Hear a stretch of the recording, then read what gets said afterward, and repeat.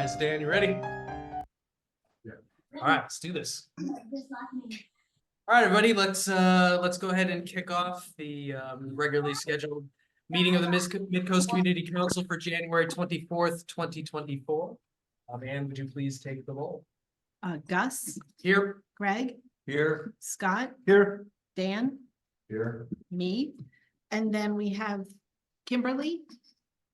Yes, and tonight I am attending remotely under the just cause provisions of AB 2449 because of the caregiving needs of my parent. Excellent. Okay, and Claire. I am here. I am attending. I probably under the same rubric that Kimberly is, basically because I don't want to cough on you too much. Thank you. Okay, appreciate that. So do we need to vote to, do you want to be voting? or not Just voting? cause provision, if I remember correctly, and I wish Tim Fox were here, does not require a vote. It's the other one where you have to take a vote every time you show up. Right. Yeah, no, I don't think Tim advised Kimberly on what to say, so he didn't indicate we need to do a vote, so I don't think we do. I Okay, think we're good. okay, Okay, sorry, thank you. awesome, great. Well, welcome everybody. Just want to kick off with a couple of opening remarks. You know, our last meeting, January 10th, I thought that was, you know, we got through a lot of stuff, a lot of very difficult, meaty stuff. And so I'm sort of proud of everyone for kind of really gutting through what was obviously a pretty long meeting. As you know, we had Tim Fox from County Council's office and Adam Ely from the county kind of sitting in on our meeting. And I did get a lot of feedback in the aftermath of our meeting. The good news from all of that is we only kind of did one thing that was a little sketchy from a Brown Act perspective, and that is that if we do have somebody attend remotely, not as a voting member, they are a member of the public, which means we can't differentially treat them. So for instance, when I was calling on Kimberly, when we're doing kind of thoughts from the council, and then I was calling on Kimberly, which is technically a member of the public, I was effectively treating her differently from other members of the public, which is not allowed. So just for all of us as we go through the rest of this year, let's just bear in mind that if we are attending remotely as a non-voting member, we are just a member of the public and, you know, can only speak during public comment and that kind of thing. Wait, that means that Kimberly and Claire are attending as members of the public tonight? No, they are voting members tonight because they're using exemptions, but Sid, I'll call on you for public comment. Just hang on. The rest of the feedback, ironically, had to do with just kind of how we sort of conduct the meetings. And basically, I was sort of given, you know, the contrast between how we conduct our meetings here and how, for instance, the Board of Supervisors conducts their meetings.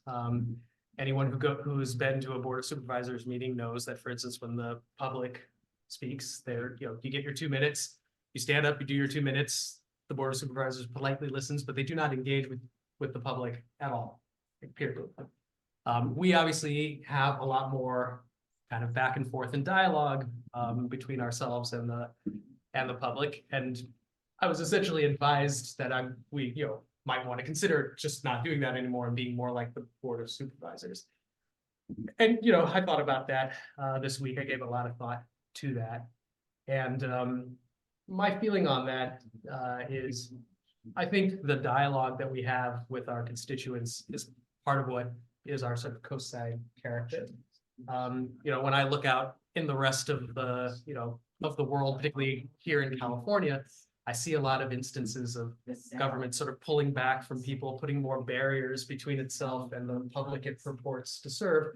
As one example, you can't, in Palo Alto, where my business is, you can't anymore just go to City Hall and, you know, visit your public officials. You can get into the lobby, but that's as far as you can go. And so I think, you know, just personally, I want our constituents to have the opportunity to have some dialogue with their public officials. That personally is how I feel about it. So my inclination is to I'm gonna let everybody on the council say what they think. Agendized, I'm not sure. There's nothing to vote on. I'm just commenting on some feedback that we got and and the reason why I'm gonna conduct the meeting the way I'm gonna conduct it. But I'll let everybody chime in a second. So my instinct then is to not go the route of turning this into the Board of Supervisors. That said, I think some feedback on just how we referee that dialogue, I think there was some good feedback in there, in that we can't just have everybody jumping in. You know what I mean? If we're going to have dialogue particularly with the public, I would ask that everybody just route through the chair. And most of the time, I'm gonna, just say, I'd like to respond to that, and most of the time, I'm gonna say, sure, go for it.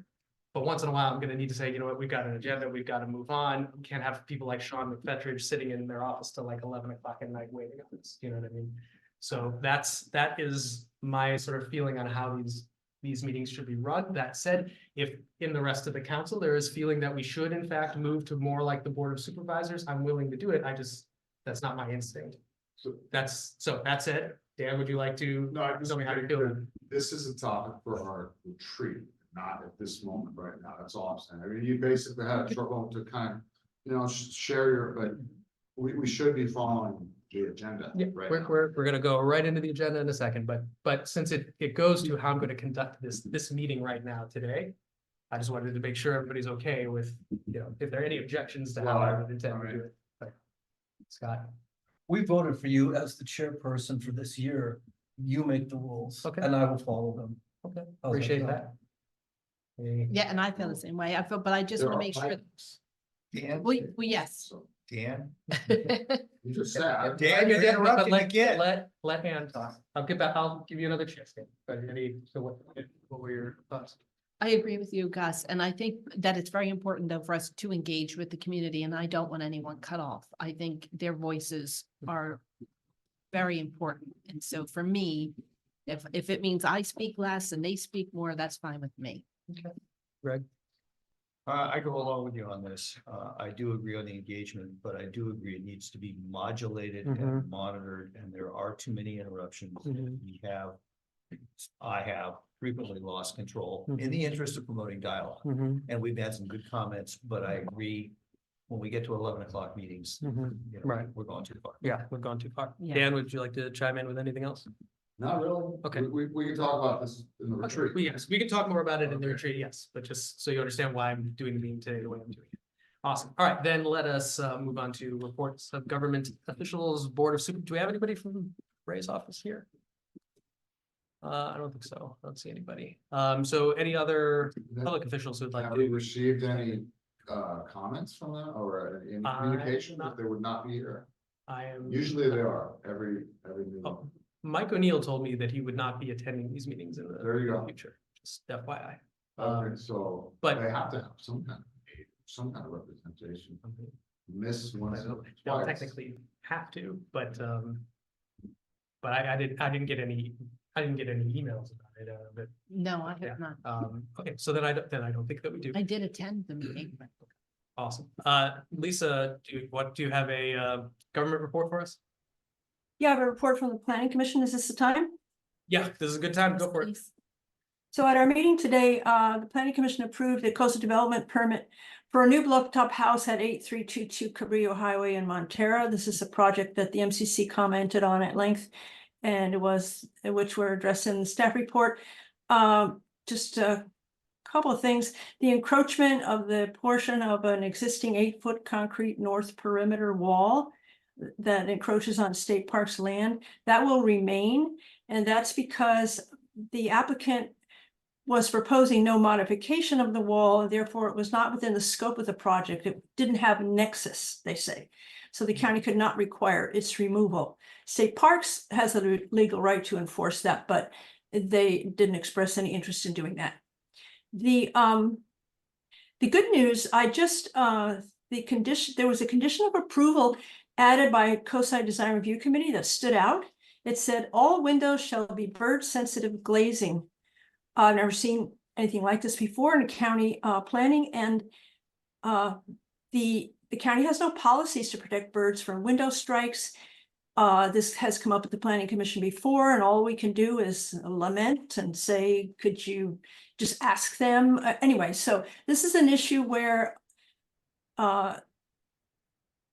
there's specific standards need to be developed, sort of like what you've been advocating for the more standards for the dark sky. So this is an area that I know CDRC has a bunch of new members. I don't know. And but clearly the committee and the staff person in charge of that committee is Glenn Gia, are tuned into this kind of thing. I noticed in Glenn Gia's comments on the Moss Beach Fire Station that he had a bunch of specifics he was asking the applicant to address in that vein. Okay, so back to the planning commission meeting today. Also, I was excited to see the excellent rewrite by Coastal Commission staff of the conditions of approval for coastal hazards.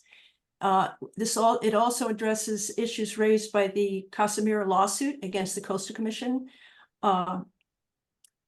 The Coastal Act limits the use of shoreline arboring to serve coastal dependent uses or to protect existing structures. At issue in Casimira litigation is whether existing is defined as when the Coastal Act was enacted in 1977 or later at the time of permit application for coastal armoring, which could be tomorrow, you know. So anyway, the final court decision for that Casimira case will have significant consequences for the future of the California coast. But anyway, this wording, these new conditions, when the letter of decision comes out, I'll make sure that's available, easily accessible, because so people can refer to it. And then also the director announced at our meeting today that the January 30th Board of Supervisors meeting will have on their agenda a 4th amendment to the Big Wave Development Agreement regarding the amount of commercial development allowed before Cypress intersection control is implemented. The details will be in the staff report, which will be posted tomorrow or Friday, if anyone's interested in looking at that. That's all I have. Thanks. Thank you, Lisa. Appreciate that. Okay, and then Claire, do you have any government stuff for us? I had a question for Lisa. On the house on the bluff in Montera, was there a provision enforced or required for lack of armoring, or is that implied? Basically, lack of armoring is what I was speaking about. The completely rewritten, updated conditions of approval from the Coastal Commission. That's coastal hazards. That's prohibiting armoring. It's worth reading this new version. I had a bunch of wording that when I did that slide presentation to you on the coastal erosion and armoring, but now this is much updated, and I don't know, it's just exciting for me to read because it just seemed to cover all the angles. And basically the applicant is saying it is agreeing to this permit, which is issued with all these conditions, and that you cannot, there'll be no future armoring, that you accept liability. You won't sue the county. You can't sue the county. I mean, you get all the bases covered. Okay, is it covered automatically, or does it have to be written into the permit at this It point? has to be, these conditions of approval need to be written in, but they're in.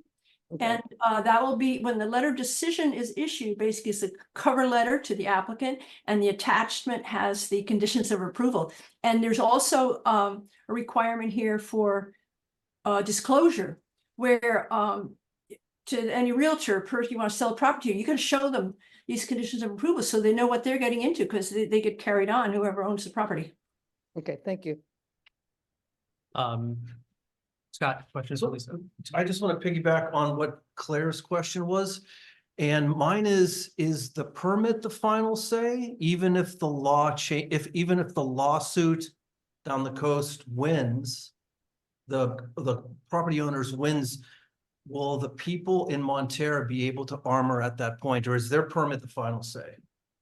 Their permit is their own particular case. Basically, the Casimira case is about basically, okay, so you had the coastal act approved in 77, and then everybody since then has just come in and said, even if they're like Casimiro was built in the 80s. Yeah. And they come in and say, our existing development, we want to armor. And they're saying this means it's existing now. Well, with that kind of reasoning, you'll never be able to deny the armoring, because as people develop, then they think, oh, now I'm existing, so I can have armoring. But these conditions of approval, which have, they started to be added to coastal development permits here in the Midcoast. There was one in Princeton Shoreline. Well, it started in the early 2000s, but particularly kicked up when I went on the planning commission in 2019. We had the first couple of meetings was the house at Arbor Lane and Valmar Bluff, and both of those had these conditions of approval in the permit, which isolate them. Said this is your permit, and this permit has these conditions. It has nothing to do, and it says right in these new rewritten, it says this supersedes Coastal Act section which is the basis for the lawsuit. So this is a separate thing. It doesn't matter which way. So I mean, basically they're just trying to say, well, okay, if we lose that, we lose the lawsuit, and then everybody up until, unless they have these conditions, everybody can go on, that built between the 70s and now can have armoring, which what I say is the significant impact. But permits from now on, or from the early 2000s, they've had these conditions, so they would still not be, and new permits will continue to need these to make it clear. Okay, thanks. Well, any other questions from the council for Lisa? No? Okay, Sid, you have a question for Lisa? Yeah, hi Lisa. I was at your meeting today on virtually, and one thing I didn't quite understand was one of the very first slide they showed, they called it fill, and they said they were going to remove the border along the edge of the property, the ocean side of the property. But then later they said, oh, that's already existing fill, but there's nothing to retain it if they remove that border. And so I didn't really understand why they said, oh, that's the old fill, because they say they're bringing in more fill. So there's a lot of surface concrete. It's like all patio. Yeah. They're going to remove a lot of that, and then everything is under the concrete will be left alone. Previously, they had said what we would like to do when we remove the concrete is to build a little retaining wall and then add some soil or whatever they wanted to do. And the Coastal Commission objected to this retaining wall, which is over on the bluff edge, and that has been removed from the project.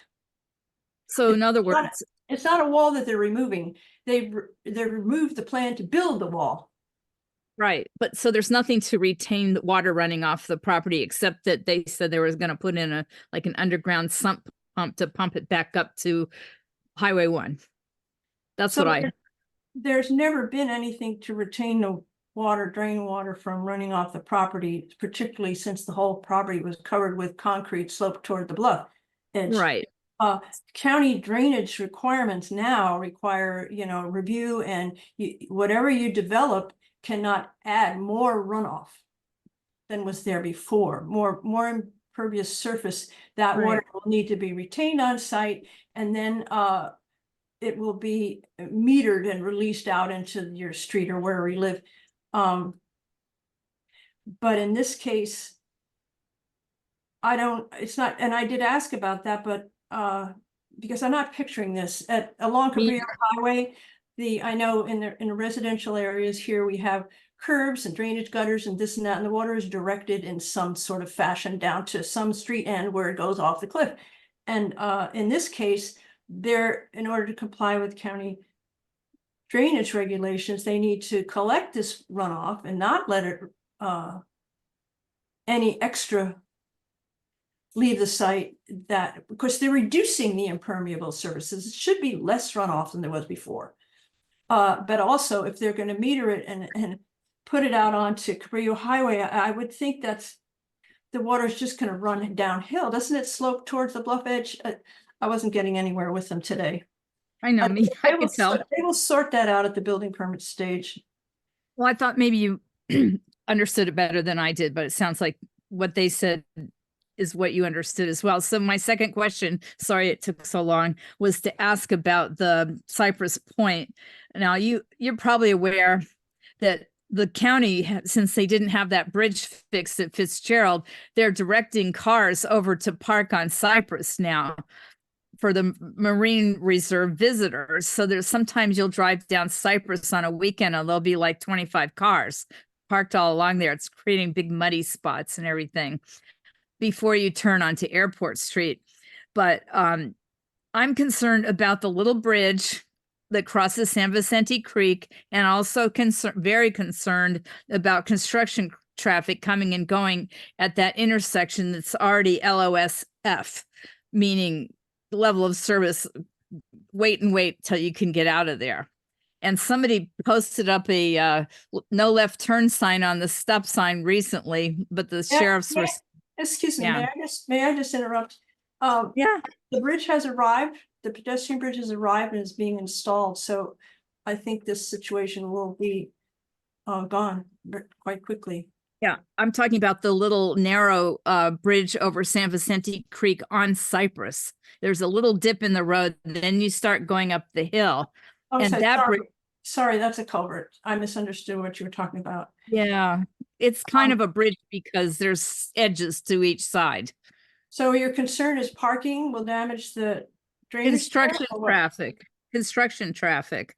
I guess let me just, what I'm getting at is, do you think if we, the neighbors of Pillar Ridge and Seal Cove ask the county nicely, would they consider mandating that the big wave construction traffic come through the harbor instead? It's closer. Permit, I didn't realize you were talking about big waves. I'm sorry, I thought I The was. permit for big wave requires the heavy construction, the hauling trucks and that kind of thing, requires that to go through Right. Princeton. That from the very Okay. beginning, that was the condition. Okay, I'm just concerned about that roadway there. Good, thank you. That was the reason. Thank you. Good, okay. Thanks so much. All right, any other questions for Lisa? Nope. Awesome. Thank you so much, Lisa. Then Claire, did you want to give some of the announcements? Yes, especially since we're not having any report from the county. There were a few things that I wanted to just put out there for everybody's information. No comment on it. First is that thanks to Lisa, there is a link on our MCC website to the county planning materials for the proposed multi-asset rehabilitation program for Highway 1. So that people can access those plans in a way that's compatible with our computers here. Just go to the website. Also, the Dream Machines has been canceled this year due to unresolved issues with the FAA. The Board of Supervisors is considering making it a misdemeanor to remain unhoused when offered alternatives. There will be a benefit dinner at Long Branch on 1/27 to benefit the Hellfire Union. And just a reminder that the county's integrated pest control management webinar will be taking place next Wednesday on January 31st. Awesome. Thank you. Thank you, Claire. And then Sorry, what was the benefit dinner? for Cal Fire on Saturday, the 27th. Like, I think it's gonna be bingo. I'm excited. I'm going. So, Awesome. Greg, do you want to make that announcement? Yeah, I wanted to announce that the Coastal Commission contacted me a few days ago, and I now have the public hearing notice. Application 2-24-0002, Caltrans Broadband Network, San Mateo, California.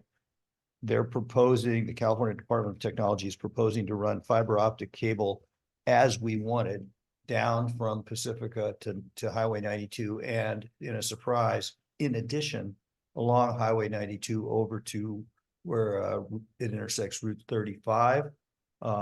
This hearing takes place on February 9th, 2024, agenda item F11A, and it's the reason we have a letter on the consent agenda, because we won't have a meeting before this happens, to enthusiastically approve this. I'll pass this on to Ann so she can note the details. Thank you. Awesome. Yeah, great. Any other, so I think that's it for reports from government officials. So let's move on to public comment on items not on the agenda. I see Burnett's hand up. Burnett, go for it. Okay, thank you. Yeah, I just wanted to stress the importance of having, shall we say, a controlled dialogue with the council. And I thank you for doing so. You cannot, I mean, I don't know how frustrated you feel when you come up with what you feel is a reasonable and logical question to be asked of an appointed or elected government official, and they look and you get no response. So the question is, when how do you get a response to a reasonable question from the Board of Supervisors, or in my case, sitting through early on, getting back into involved with the local politics and so on, the Parks Commission. I remember going to one of the first ones there, and there was a conflict in the Parks Department website as to two different dates for the same activity. So I thought, hey, I'll ask the question. If they'll, answer it, straighten it out. Or if they won't, they'll tell me this isn't the appropriate place to do it. Do this. Not a word. I actually foolishly brought it up 3 different times under 3 different issues. Still not one answer. I've found that the only way you can get an answer on these kind of things is if the board member or if the commissioner asks the question. If they ask the question, then there'll be some kind of a dialogue, particularly if it had to do, in the case here, having to do with the Parks Department. So it gets very frustrating for the public if you have a question to be asked of an official. How do you do it? How do you get an answer? I mean, I haven't found that solution. I've written letters, I've written emails, I've asked the questions in public meetings. If they want to respond, if they want to basically repeat your question, you'll get an answer. Otherwise, I don't know how you get the answer. Thank you for listening, and I appreciate you being able to have, as you said, a controlled dialogue with the public. It's one of the few meetings that I really enjoy being a part of is with the MCC. These other ones, it's like they talk to you, you talk to them, that's it. There's no real exchange other than one person, throws something at you. You make a response about something that you feel is important, and you get ignored. That's not the case here, and I hope it stays that way. Thank you so much. Thanks, Burnett. Appreciate that comment. Sid, go for it. I just wanted to second what Burnett said, and he and I were both on the Parks Commission meeting this month. And I asked, when are they planning to repair the bridge? Because they had said last December they would start, and peeps, no crickets, nothing. And then the following week they started it. So what would have been the harm of just saying next week? That's why I think it's really important that you guys still convey information to us if the question is asked, or find out for us if it's not something you can answer, because it's really important. Our community is isolated over here on the coast, and even if you do go to a public meeting via Zoom, you don't always are able to get the answer. So thank you so much for that. And I saw that somebody mentioned that they really enjoyed an MCC meeting. Somebody posted a link. And the last meeting that you had was excellent. You had maybe too many meaty items. And I think I suggested to Gus maybe start planning a big meaty item, a bite-sized item, and then the little stuff at the end. And that way maybe you won't last till 11 o'clock at night. Thank you. All right, thanks, Sid. Any other public comments on items not on the agenda? Okay, seeing none, then let's move on to the consent agenda, which today includes minutes for our December 13th meeting and our January 10th meeting, and the letter expressing approval for the MBI outside the broadband initiative, running the cable, running the fiber optic. Kimberly, did you want to chime in with something? Yes, I'd like to pull item B for discussion. Okay, the broadband thing. Okay, let's pull that. I forget. Do we discuss that now? At the end of the agenda. At the end of the agenda. Okay, thank you. So good to have experience on this. Okay, great. Well, then that leaves us with the minutes. Are there? Do we vote then on approving the minutes? Take a vote. We take a vote on approving the minutes. Awesome. Okay. Gus, Yes. Greg, Yes. Yes. Scott, Yes. Dan, I'm having a Yes. moment here, I'm sorry. Kimberly Yes, and Claire Yes, and me, yes. Awesome. All right, then we move on from that to the regular agenda. So the first item on the regular agenda is to approve or discuss the Moss Beach Fire Station draft letter. This was obviously a very meaty discussion that we had last time. I appreciate that everybody, that we had a good dialogue with CAL FIRE, and I think they felt like it was a productive discussion. So yeah, I feel like everybody stepped up there. So we have the draft letter. I assume everybody has read it. Put it on the screen. Yeah, it'd be great if you put it on the screen. And then I guess we start with comments from the council, right? And then-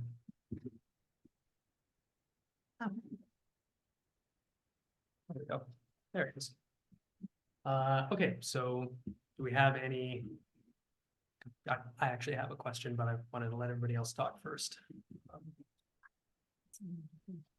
Anybody questions or comments on the letter? I do, unless someone else has something. Go for it. Kimberly.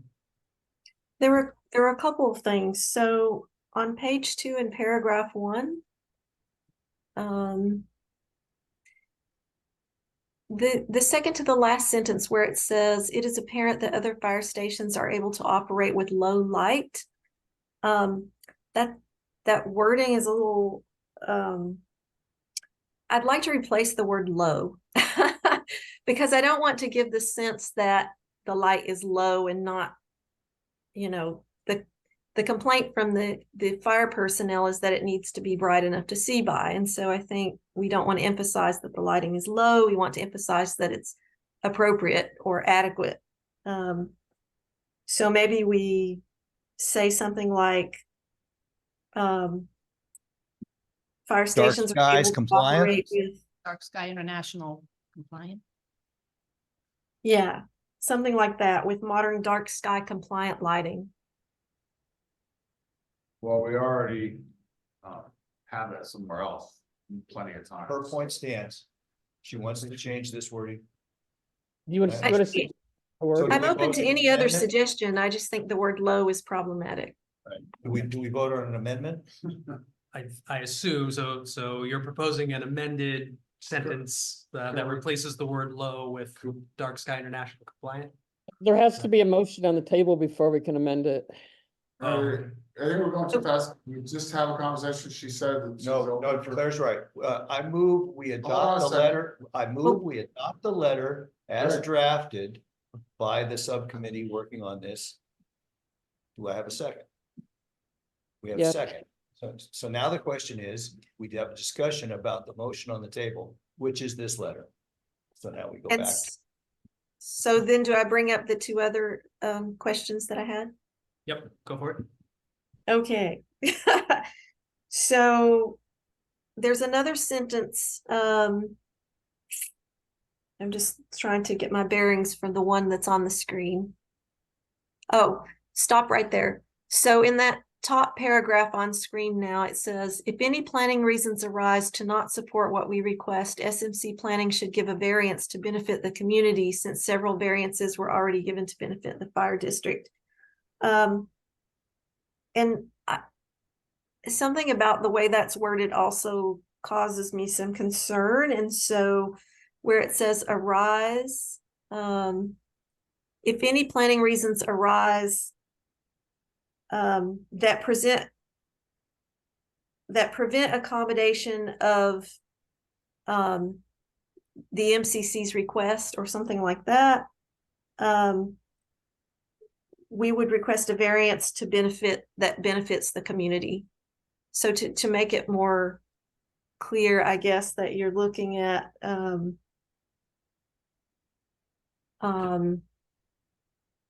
I guess it was the word support that bothers me a little, because the planning commission is not about supporting something in that way. That makes sense. Yeah. Kimberly, could you put your suggestion in the chat? Sure. And then all the way to the end. That paragraph where it says, please adhere to all county and coastal building standards and regulations, please comply with S17 zoning standards. I felt like because that's mentioned in the planning, I think it was the design review document, there's a list. Those things are mentioned. So I thought those are requirements anyway. So maybe to word it differently or to take that paragraph out, maybe to say that, sorry, I've written this down so I could remember. We expect that this fire station will adhere to all county and coastal building standards and regulations, except when a solution exceeds or improves upon the current standard. Something like that. Well, I say no to that, so. Well, that's what we're But- discussing. Yeah, Okay. Okay. Claire, you have a comment on this? No, not really. I was just reacting to what Kimberly said, and I should save that for later. Okay. So those are all my comments. Okay. I have a question, which is, so we're asking for a full environmental impact report. In the range of options that we have to ask for, where does that, isn't that gonna add quite a bit of delay into this project? And is there a way to get what Well- we want that doesn't involve doing that? the reason we're asking for it is because there's hazardous materials on site that's being moved.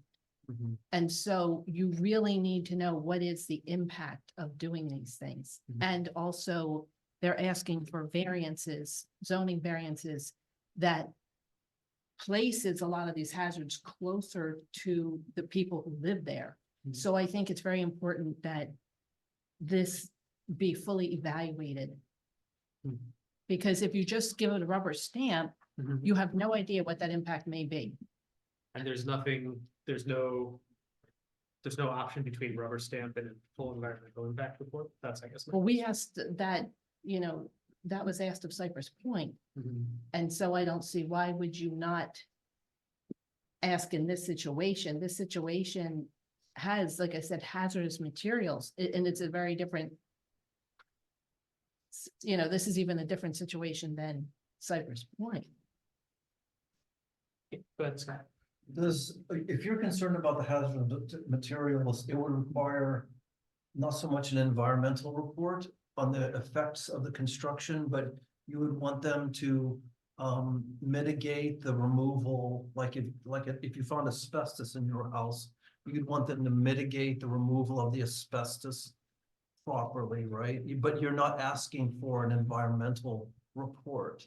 I mean, I have no problem with asking for an environmental report, but to be more defined on your request, you would want them to remove any hazardous material following whatever guidelines were associated with that, right? Yeah, and That that's is your actually in the concern. letter as well. Okay, But I think part of it too is the fact that the station was built in the 1970s, late 60s, early 70s, I think. right. And so you don't know all the hazards that are there. And also they want to move diesel fuel pumps and storage because they actually fuel their trucks on site. Sure. So I think it's important to have a full review of just what are those impacts Do going you to be. believe the tanks trigger an environmental impact? If you're moving a underground fuel tank or above ground fuel tank, that might trigger an environmental review, right? Is Yeah. that what you're saying? Yes. Okay. Yes. I guess I just want to make a couple of notes. The wording I read does not actually request a full EIR. It says we feel that a full EIR. So I'm not proposing a change to the wording. I'm just noting this wording does not. It actually mandate says that. at the very Two beginning, areas. we request a full environmental impact. Two areas. Okay, there you are. So then I'll leave it up to anybody else whether they think they need to change the wording in the last paragraph. I would also Maybe. observe, I was not involved in drafting this letter. I would also observe though, that these are some significant constraints. you're putting on the fire station because their height, their square footage and their setbacks are all integral to the current design. So essentially this will, it seems to me, be a substantive redesign if they listen to us. So that's just my comment. If I could make a point on that. Yeah, Claire and then Dan, yes. It may very well be that that they do need some to go outside the guidelines of the zoning. But it's important, I think, in a comment to the planning commission, that we point out the fact that the design does not comply with the existing zoning regulations. They can decide what to do about that. And they may end up giving them variances or something, or they may ask them to redesign some of it. But I think it's important that we say this doesn't match what it's supposed to be like. Please pay attention to that. Okay, Dan. Yeah, another reason for the request for the full environmental impact report is that fundamentally, it's just such a massive structure, a massive change to the property that they are at. I mean, the retaining, it goes all the way from the retaining walls and then changing the soil drainage behind the train, through to the generators and the fuel, the view blocking, the lighting. There's just so many things, so many reasons why they really should, itemize and go through the report. Yeah.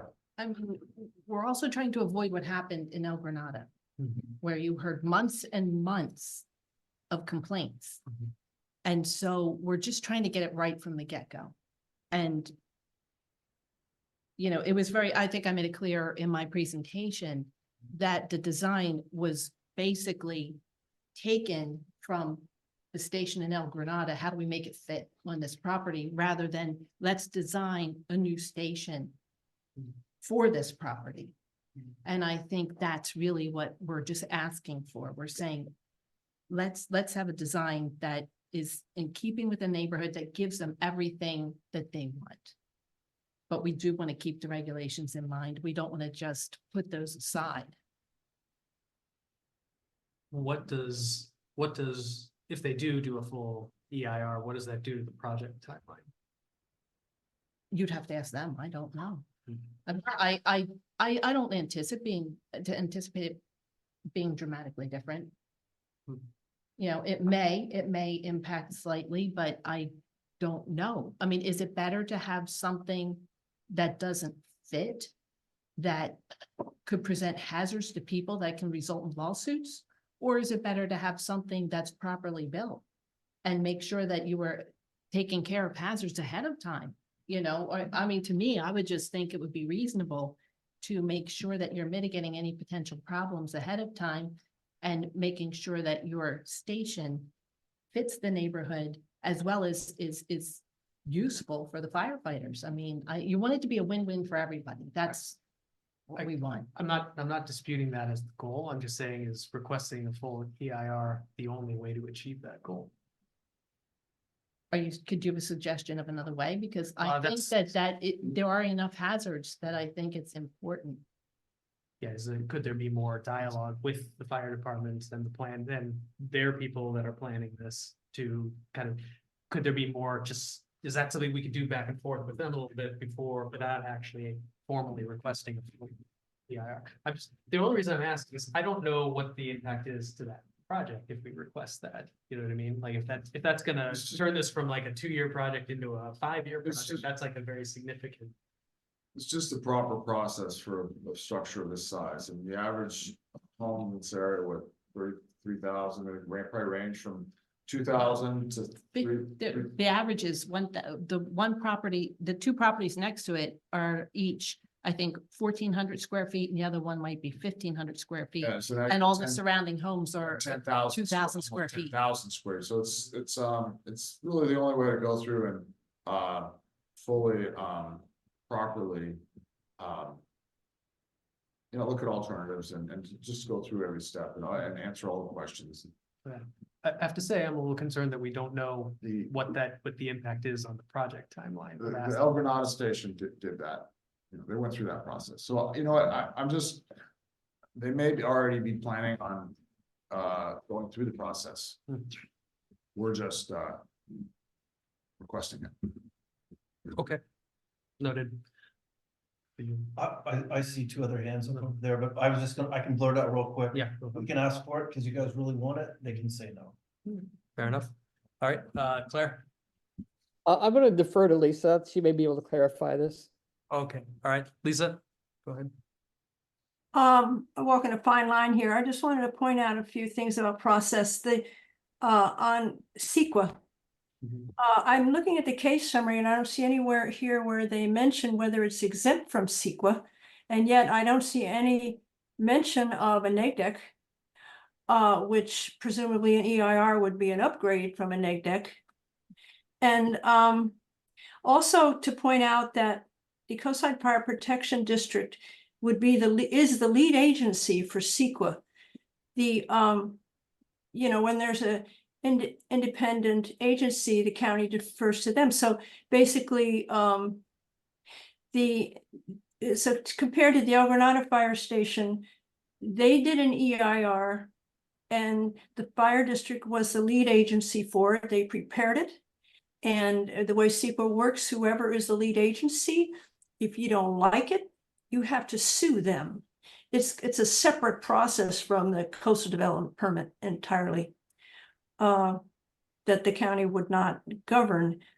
The El Granada Fire Station had an EIR and it was, they determined that their existing site was inadequate and they were looking for a different site. And as I recall, it was something of a public process where they evaluated some other sites and they chose the one that they did. And they did the EIR because it was a large parcel. It had wetlands, had all kinds of stuff. And it was oddly shaped. And so this made sense to do an EIR because, you know, maybe anyway, so just saying there was a lot more involved there. And then also on the issue of variances where the applicant has asked for them and the planner has said in the case summary that, you know, you basically, if you want these variances, with some he's saying you should reduce this, and others he's saying if you want this variance, you need to give us a bullet list as to why this is necessary, that they're not, that they haven't, county hasn't granted anything. Basically, if the county chooses, if staff decides to support the variance, they can explain why it's reasonable in the staff report, but the decision-making body will decide. And the planning commission, in my experience, doesn't usually approve variances. The El Granada Station was an exception because of that unusual parcel. And all, you know, and perhaps the fire district thinks, oh, this piece of cake, we got it before we can get, I don't know, whatever. I just wanted to point out these things about CEQA and the difference between an EIR and EGDEC and those kind of things. Thanks, sorry. Awesome. Thank you, No, Lisa, thank you. for that clarification. Claire. Thank you. That does help. It sounds as though the major concern that Ann and Dan have is about the contamination of the property and soil or whatever else is there. And it certainly does raise my interest to find out that the fire department is in charge of doing these evaluations. So what I would suggest you consider putting in your letter would be something along the line of asking for a study of how the contaminants should be handled and to what degree they're a problem, and have it done by a independent third party to be chosen by the county.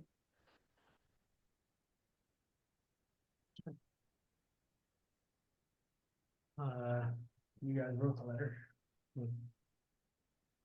Yeah, I think Claire's recommendation is a very good one, asking for how they would mitigate the hazards. I like a third party. Okay, so Um, go ahead. Yeah. Do you have a Did you have a comment? I'm okay with that. Okay, If you okay. wanna So take- just you know, point I- of process here. Yeah. We'll have Kimberly other made- time. Kimberly suggested a minor edit in an earlier paragraph. She suggested a more substantive edit, which she put in the chat in a later paragraph, and we now have the third suggestion from Claire. Yes, So we have three things pending. yes, So so. and we somehow should I have prob- to figure out, I have them all written. Yes, So can so- somebody write them all out? Can each person write them out or do you want to actually dictate to me and then I The can? chat has Kimberly's suggestion. Yeah, I would like to have if we're gonna have three potentials. Edits or changes to this thing, I'd actually like to have them all three in the chat for the record, just so we know for sure exactly what it is we're about to. Can potentially I approve. check in with Kimberly? Yeah, go for it. So Kimberly, what it sounded like is that you were kind of open to, finding a different word. Do you think you're satisfied with how you want to suggest it to be changed? Or do you think it's worth further discussion about, as a group, finding better language? For that first one that I mentioned, the word low lighting, I think it would be better not to use that word. And so I'm open to whatever word you want to use. If you think that reusing what did I suggest? Modern dark sky compliant lighting. I'm open to whatever you want to use. I just think it's not to our benefit to use the word low. Okay. And then the second request, the second thing that I mentioned, I'm okay to leave that as is. I mean, it doesn't really change the meaning of what's written there very much. So I'm okay to leave that as is. And then I wrote my third suggestion in the chat. For the record, I put in a version of Kimberly's first edit into the chat right now. Okay, great. What does it say? It says are able to operate with Dark Skies International compliant lighting, although I misspoke. We don't know that. We don't know that. I don't I know. think if low is harsh, maybe something close to low or, reasonable. When you say we don't know it, Claire, there was testimony as to several fire stations which are dark sky compliant. And did they specifically say that? That Not they in that they had but gone through the It says it in compliance? the letter here. It says it in the letter, Flagstaff, Arizona, Station 35, Burlingame. And although it's not necessarily evidence in front of you, I also did web search as part of the school stuff, and it came up with several fire stations which are dark sky compliant. I just want to make sure it's accurate. I was gonna say, the only thing I'm not sure about, when we talked about low light, the Station 35 Burlingame was low light. They don't light outside the station. It's very minimal for their front door. That's it. It's like an amber light. But I don't know that they used specific, I don't know if they're registered as Dark Sky International compliant. I don't know. I just know that they use low lighting. So that was a, Does that refer to a spec, the word low when reference to lighting? Or can you No. make anything of it? Because No. it's not specific. And Yeah. my interpretation of low and a building person's interpretation of low might be very different. So I don't want to change, I don't want to stop progress on the letter. But I agree with the fact that when you say that, it needs to be specific. Maybe we just remove the sentence since you've referenced the other communities. Then you have to remove two sentences because the sentence after includes the examples of what is referenced in that sentence with the word low in it. Maybe we should just pick a word that's off, Like appropriate or something. there you go. Yeah, I'm fine with appropriate. Kimberly? That sounds fine to me. just appropriate you, light. Claire. So instead of light, we'll just say appropriate. Yes. Okay, so we're switching low to appropriate. We've got Kimberly's other suggestion in the chat. And then the third thing was the third thing. The status and management of hazardous materials to be performed by a third party chosen by the county. That's Claire's suggestion. Okay. Yeah, well, that's the second half of my suggestion. There were a couple of things that were intervening from the first part of it. The first part of it was the site has had significant, well, the first part really is delete references to the EIR. And then the site has had significant exposure to contaminating materials. We asked for a full evaluation of the status and management of hazardous materials to be performed by a third party chosen by the county. Did you get all that? Okay, so remove the EIR references and add the sentences that Claire has typed in the chat. So that's a point of discussion. Okay. Okay. You looking to move that, to like vote on that, if Okay, we so- put it in there? Well, but I think we have to do public comment before. Oh, we vote do. on it, right? Okay, great. All right, but we don't have any other council generated suggestions or edits, right? Okay, great. All right, Sid, public comment. Yes, thanks. I like what you've modified the letter to, and especially the clarification of the word low. But I attended the fire board meeting tonight at 4, and they seemed to think they got a letter from you guys that wasn't signed. Did you send them a draft of this letter or something, or a previous letter? So they said it was odd that it wasn't signed. We We never didn't send- sent anybody anything. Well, they seem to have a copy of it, and they weren't sure why they had it, because they thought the planning commission had control. And I said, well, usually the MCC comments because they get referrals from planning, but that's neither here nor there. I think there's still time to get your letter in. I just seemed odd that they were already discussing a letter that you sent. So anyway, that's it. That's all I wanted to say. Sid, what did we say to them? Well, they Yeah, didn't show the letter. They were just talking about it. We don't know. I missed the joke. Just what did we say to them? Yeah. What was in the letter that we didn't send? What was in the letter, Sid? I don't know because they didn't publish the letter, but they did mention amber lighting. That's one thing I picked up on that they were talking about. Unfortunately, their meetings are on L, and they don't have individual microphones, and they don't exactly speak it up very well, so it's hard to hear. But you can probably watch it. They Yes. usually post the video. Because it was published. Okay, They that's all right. downloaded the Okay, copy. January 10th has proposed comments. And I would also just mention, point of order, the letter currently on file for tonight is dated January 10th. Should be the 24th, right? All right. Okay, good. We amend that. We should amend. that. Actually, did anyone get that? I had sent this as a Google Doc to Greg, and so I'm assuming no one got so that is a problem. So, so this one was one that I think Dan put on a That's correct. PDF, Is and that a problem to edit this? Let me see. But I will comment that the January 10th posting Mhm. is the unsigned one. So I could guess they must have downloaded it. Mhm. Let me see if I have the version to edit. Letter Moss Beach Fire Station. We could always cut and paste onto a new Google Doc. I don't see. Okay, it. so I have I sent the one letter. to him. I have the letter. on the letterhead. I sent Yeah, I one have- with today's date. I thought it had today's date, and it was on letterhead, and it was a Google Doc. I could have sworn I sent that. Yeah, you do. It's here. So I'm not sure why we have a different one. We have a different one posted. What's the question?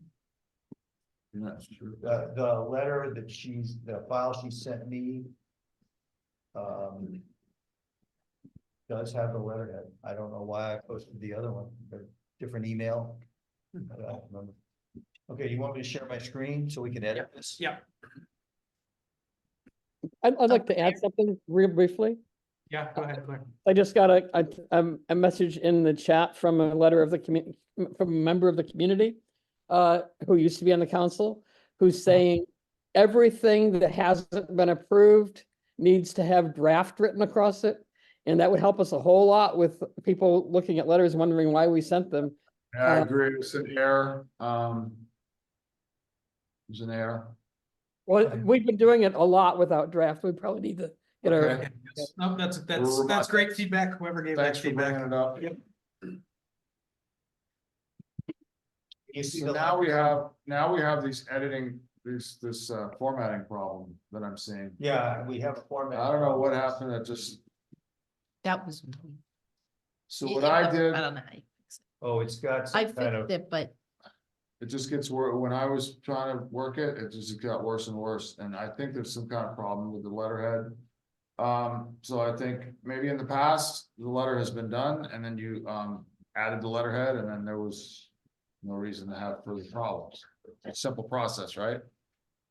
Greg, because you, I normally just post what I'm sent, but obviously I did not post this version and I didn't edit it. So I do see the hanging indents and other things. yeah, I thought I fixed it. I- I don't know what happened. What I'm going to suggest is that we make the text changes and then Offline. we can deal with offline, we'll formatting. worry with I've run into this hanging indent problem before.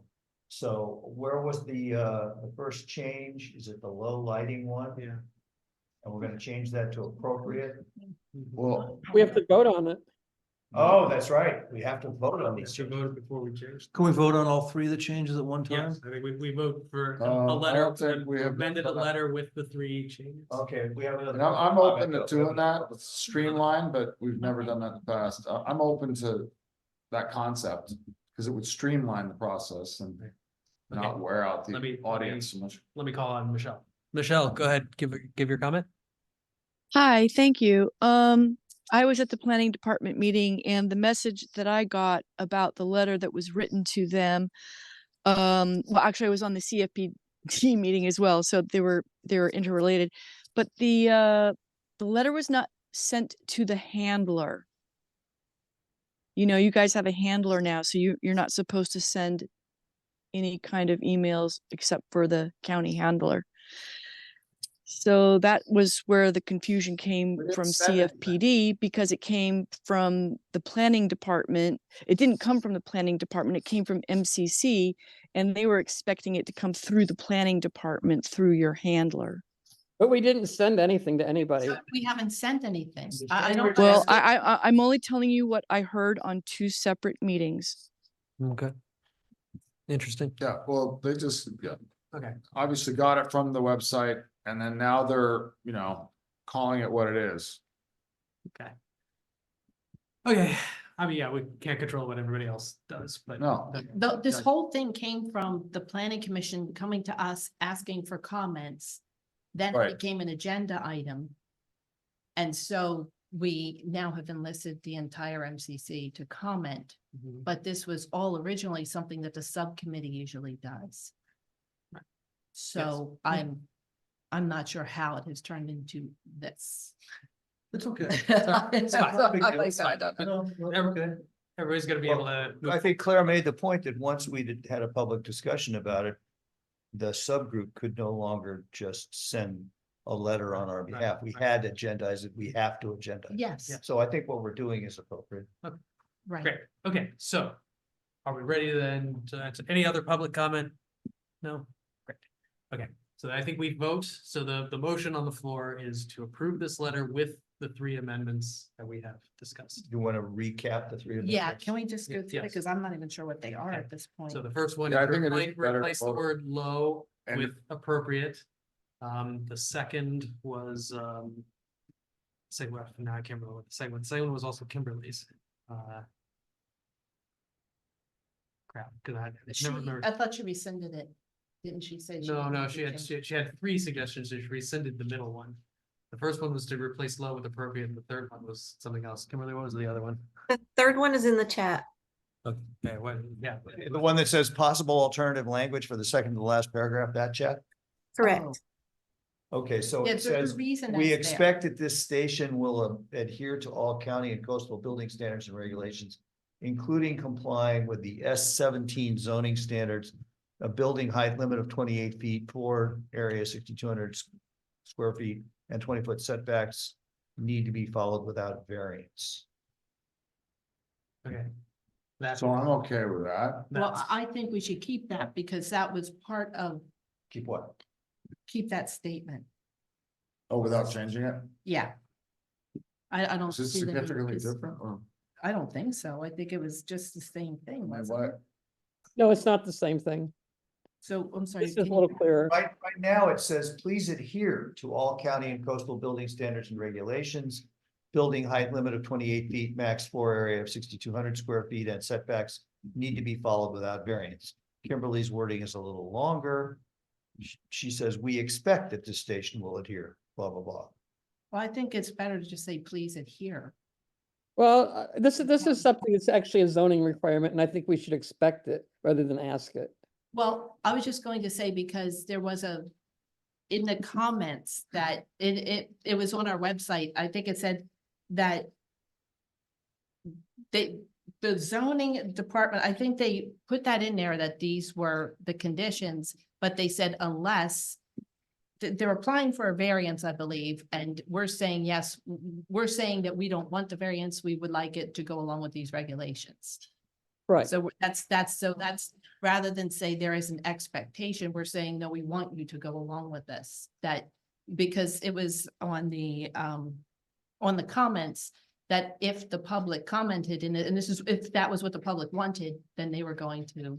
You want to break it up? Well, those are planning documents. Those are not, those are people thinking out loud and saying, here's what we think. They're not something that's cast in stone. I Right. think we should So we're ignore just that. saying concur with that. I mean, I- I think you should make the language, Yeah, we're gonna have to vote on each Clear. amendment separately. yeah, Okay. you're gonna have to. Alright. Because I don't want to. Well, we should. Because We really should. Fine. That's Yeah. policy. Okay, we'll vote on each amendment separately. So we first vote on the amendments and then we vote on the package, yeah. Mhm. Is it okay if we not do the typing in real time here because the formatting issues, but we record what the changes are supposed to be? Mhm. I don't want to be messing up this document, which. That's fine. Yeah, that should not be a problem. Okay, so then. Any other, wait, I see, okay. Sid, you want to make a comment? I was trying to put it in the chat, but it's so much faster to say it because I'm a terrible typer. I went to, and Dan also, and I believe, God, I forgot her name all of a sudden. Sorry. Anyway, went to the public meeting at the fire station when they were showing the original plans, and I'm almost sure, and Dan, maybe you can tell me, that they said they had to put that pitched roof at an angle there so they could accommodate the fan, because they're going to put the fan inside the roof so that the exhaust, it doesn't make as much noise to the neighbors, but they have to have the fan over the fire engines because sometimes they're running when they're indoors. Do you remember that? So I think what you were referencing is that the discussion of the parapet wall, which is pitched, but it's basically a parapet wall around above the roof, which hides the equipment on the other side of the parapet wall. So that's what we're talking. Is that why they need the variance though? Because it's higher than it should be? I don't know. Okay. We don't know. All right. Well, I think you shouldn't be too strict on that. If they have to have it, I think that fan's going to benefit the neighbors, but who knows? Okay, just wanted to bring that up. Lower the roof. The height is on but the height at 32 feet, I don't think. I believe, was in the living space. It was Okay. not, it had nothing, because All right. the bay is a single story, whereas the living is a 2-story. So I don't think it has anything to do with that. Okay, thank you. I didn't remember. Thanks. Oh, no problem. Okay. Did you have a comment? No.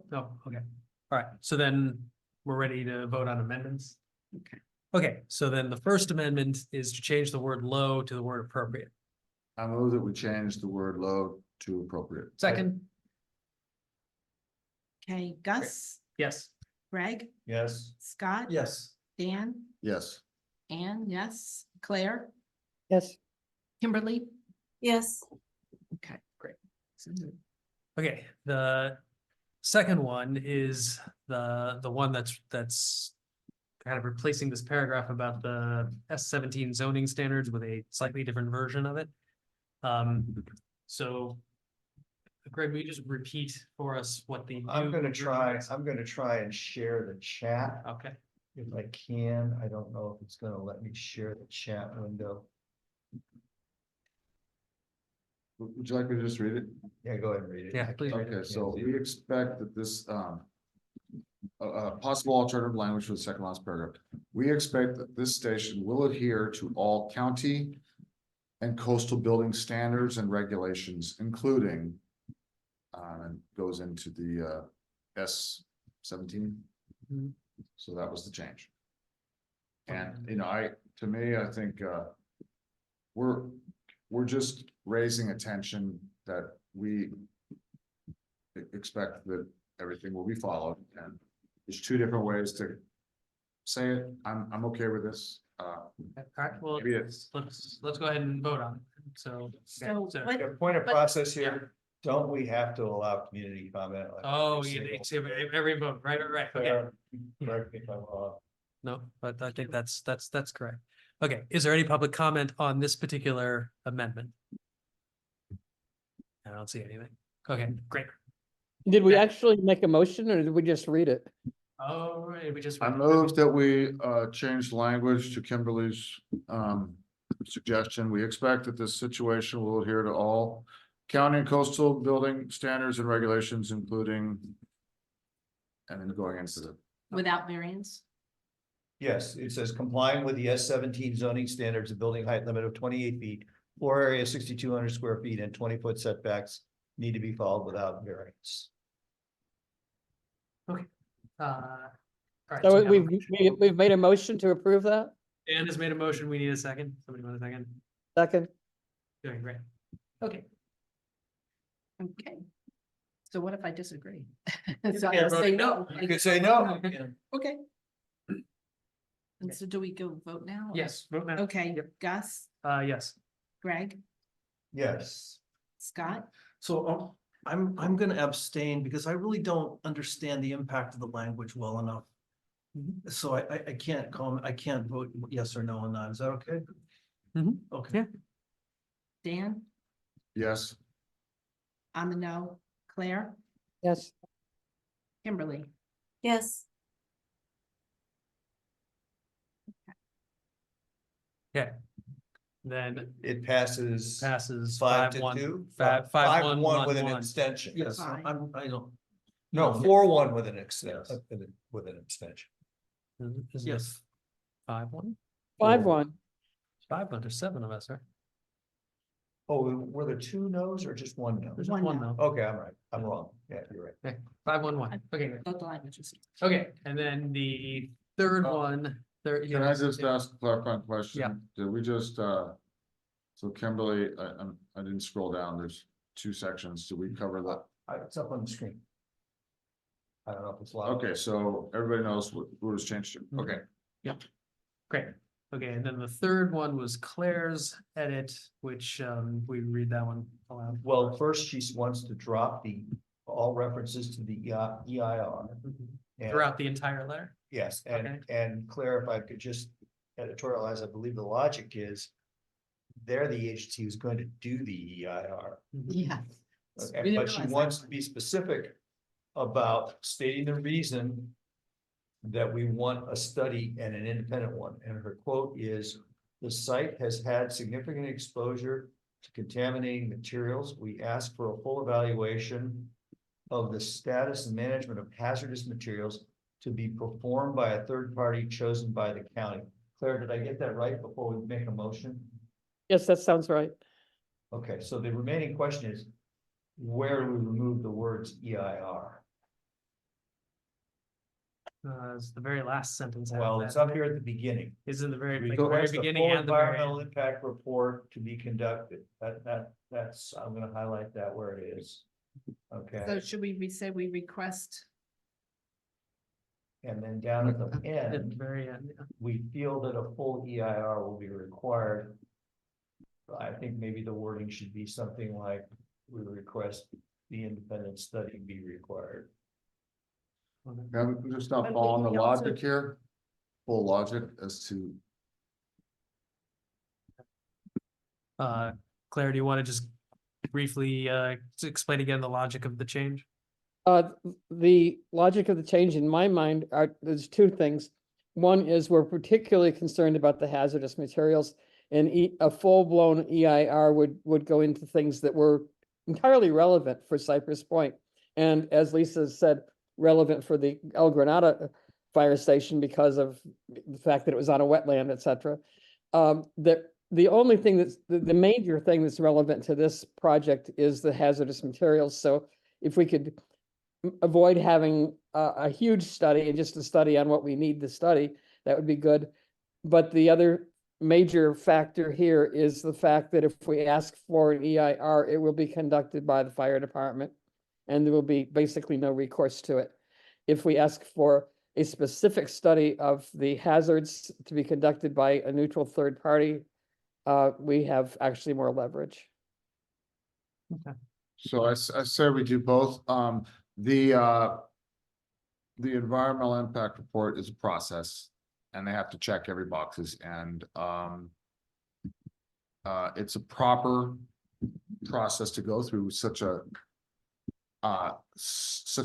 enormous project in a residential, right next to, residential neighborhood. So I really don't see any logic, like not supporting having an EIR. I will just throw out there that if the final draft of the letter has an EIR on it, I'm probably Probably- gonna abstain on this thing. Because Probably gonna- I think that's overkill for what is necessary. I think Claire's point is actually very well taken, that we can change this to be narrowly focused Well, on the okay, thing that actually. The only way matters. to not go through an EIR is you have to make a negative The declaration magnet thing. Mhm. and basically say that there are no significant impacts. So by not asking for an EIR, you're essentially saying there are no significant impacts. Are you Well, willing- they can do the study to say, here's what's going to happen with the hazardous materials and why it won't in Well, fact be. I'm not focused on the hazardous materials, focus on the whole project, Okay. everything Okay. involved. Fair enough. We're all gonna, we'll have our vote. I'm just saying, just where I am on this thing is I will abstain from the final letter. Okay, It then- has the word EIR in it. Like, yes, Scott. Okay, so can we break it up by, we're gonna have to have two things. We're gonna have to vote to remove the reference of the EIR Mhm, and vote to include Claire's, and that's one. mhm. Two, vote to include Claire's statement. That's the second vote. Of the third party. Well, that could be the same vote, can't it? Yeah, I think Why it could be not? the same, Oh, like just to say we're removing EIR and replacing it with. Okay, if you like that, I'm good with that. I will go for that. Could I, Yeah, could I ask yeah, a question, yeah. since we're discussing, Mhm. I don't have a strong opinion on this, you people have been more involved, I want to hear, Claire, can you explain again why you prefer to remove the references to the broader EIR and just focus on hazardous materials again? Basically, an EIR is, I mean, I know that Dan is saying this is a big project, and it is a big project, but it's not a big project in the scale of Cypress Point. And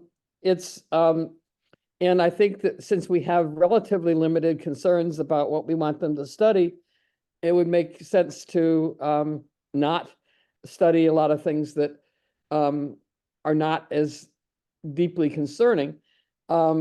Especially when it's going to be, just as Dan says, a checklist, and the checklist is going to be being filled out by the people who are applying for the permits, which doesn't make a whole lot of sense. Well, it's. Have you ever read an EIR, Claire? Yes, we have all read EIRs, Dan. Okay, so it's more than just a checklist. Well, Lisa I- has a hand raised, I would love to hear. Yeah, Yes, let's listen I to would Lisa, love- please. Yeah, Yes. so- Hi, Lisa. I would love to hear the perspective of someone on the planning commission. Lisa, go for it. So what you're talking about is CEQA, the California Environmental Quality Act. And currently the project is being considered exempt from that. And in the case summary, early on, the very beginning, scroll down, the planner and his supervisor discuss whether to treat it that way. And then if the community objects to take it up or whatever, they proceeded with keeping it as secret exempt. What you're asking for is leaping beyond what would be the first step would be, okay, this is subject to CEQA, so we'll start with an initial study and a negative declaration if that's warranted. To push it up to the highest level of review for an EIR is just leaping over these first steps, and basically, as I think I said before, maybe I left it out. The EIR is when you have done an initial study and a neg deck or whatever it is, and you've determined that there are mitigations, that there are environmental impacts that cannot be mitigated. And so if you then you do the EIR, and that is to demonstrate that you have explored other alternatives, like a different site or scaling down the project and seeing if any of those would work, or even just not doing the project. That's what was done for Big Wave. That was done for the El Renado Fire Station. So basically, I think that if you want the hazards analyzed, whether it be that you want staff or a consultant to study it, or whether you want them to do a neg deck to address those, that, like I say, that falls under CEQA. It's not about which part of CEQA or which level. Does that make any sense?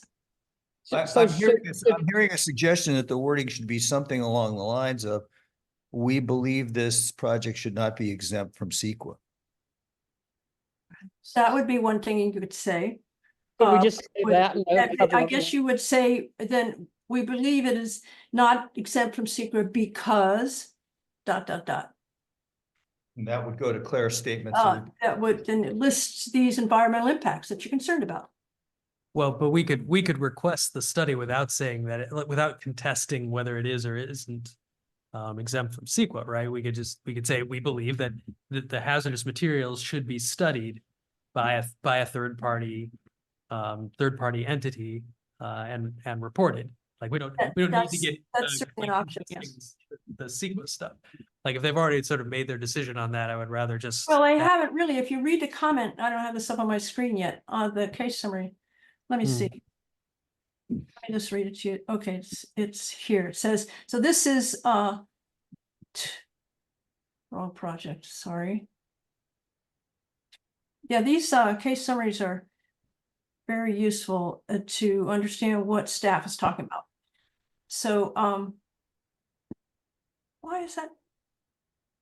All right, I have it. Oh, here it is. Yeah. I have it up. GJ discussed with CL, that's the planner and the supervisor. Let's go with an exemption. This is about CEQA, and see whether there will be opposition and whether the issues are environmental in nature that would warrant closer study by a CEQA or cause the project not to be exempt anymore. FYI, check, well, whatever. So this is what she's reading right here. I don't know if I can highlight it, but she's reading this section right here. yeah, the next to last one. 11/6/23. So that's just staff internal discussions. It's very helpful. So what I'm hearing is, when you need to put words in people's mouth, I'm hearing there is concern, there is opposition, that it should not be exempt. That's what the sense of the Yes. council seems to be. Yes. But it's also helpful to say the specific concerns you have. Right. Right. That's What kind the- of where I am. Like Yeah. without. Have that's it what- be it- It was. Yeah. You could offer them the term, but just point out these are the hazards you're concerned about. I personally would much rather just say, here are our Impact. concerns, please study them and not wade into the thicket of whether it is or isn't subject to CEQA. Personally. So it's Well, broader I than don't think it basic. was to say we believe it's not exempt from CEQA for these various reasons. That was why we said we wanted an EIR in the first place. So maybe it's just easier to say that and then go into and then ask for a hazardous, the hazards to be studied. Well, I guess what I'm saying is we could ask for the important thing is having the hazards studied, right? So we don't actually have to. And there's various hazards. I mean, we're talking about what's already on site that's been there. Right. And the movement of diesel fuel tanks. I mean, that's significant. And they're putting those, they want to move those, I mean, the movement of the fuel tanks, I mean, it's a carcinogenic material that you have to move, and it's being moved closer to the homes. So that was the whole point, is that where it is now is away from most of the homeowners, but they want to move it close to all the homeowners, which to me doesn't make any sense, but it's all for this drive-through feature that they have. Dan? Can we agree that it's broader than just the hazards? It's all the impacts. No, Yeah, no, I think it's specifically the hazardous material. Yeah, I I mean, mean, at least for me.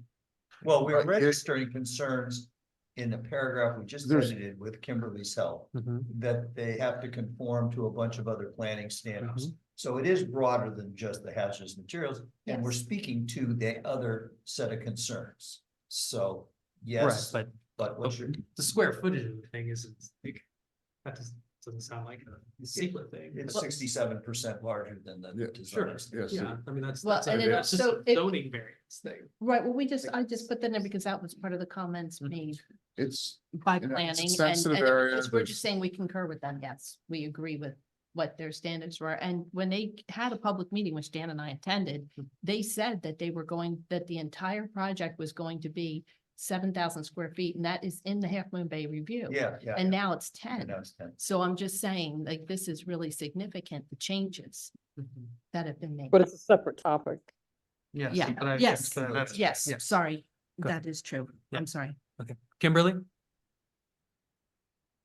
So I agree with Lisa. I think, the CEQA is important, and it troubles me, and maybe I misunderstood this, but is there no provision in the county requirements that when an agency is responsible for something and that something applies to them, that there's a conflict of interest? Is there no alternative agency that's supposed to handle that?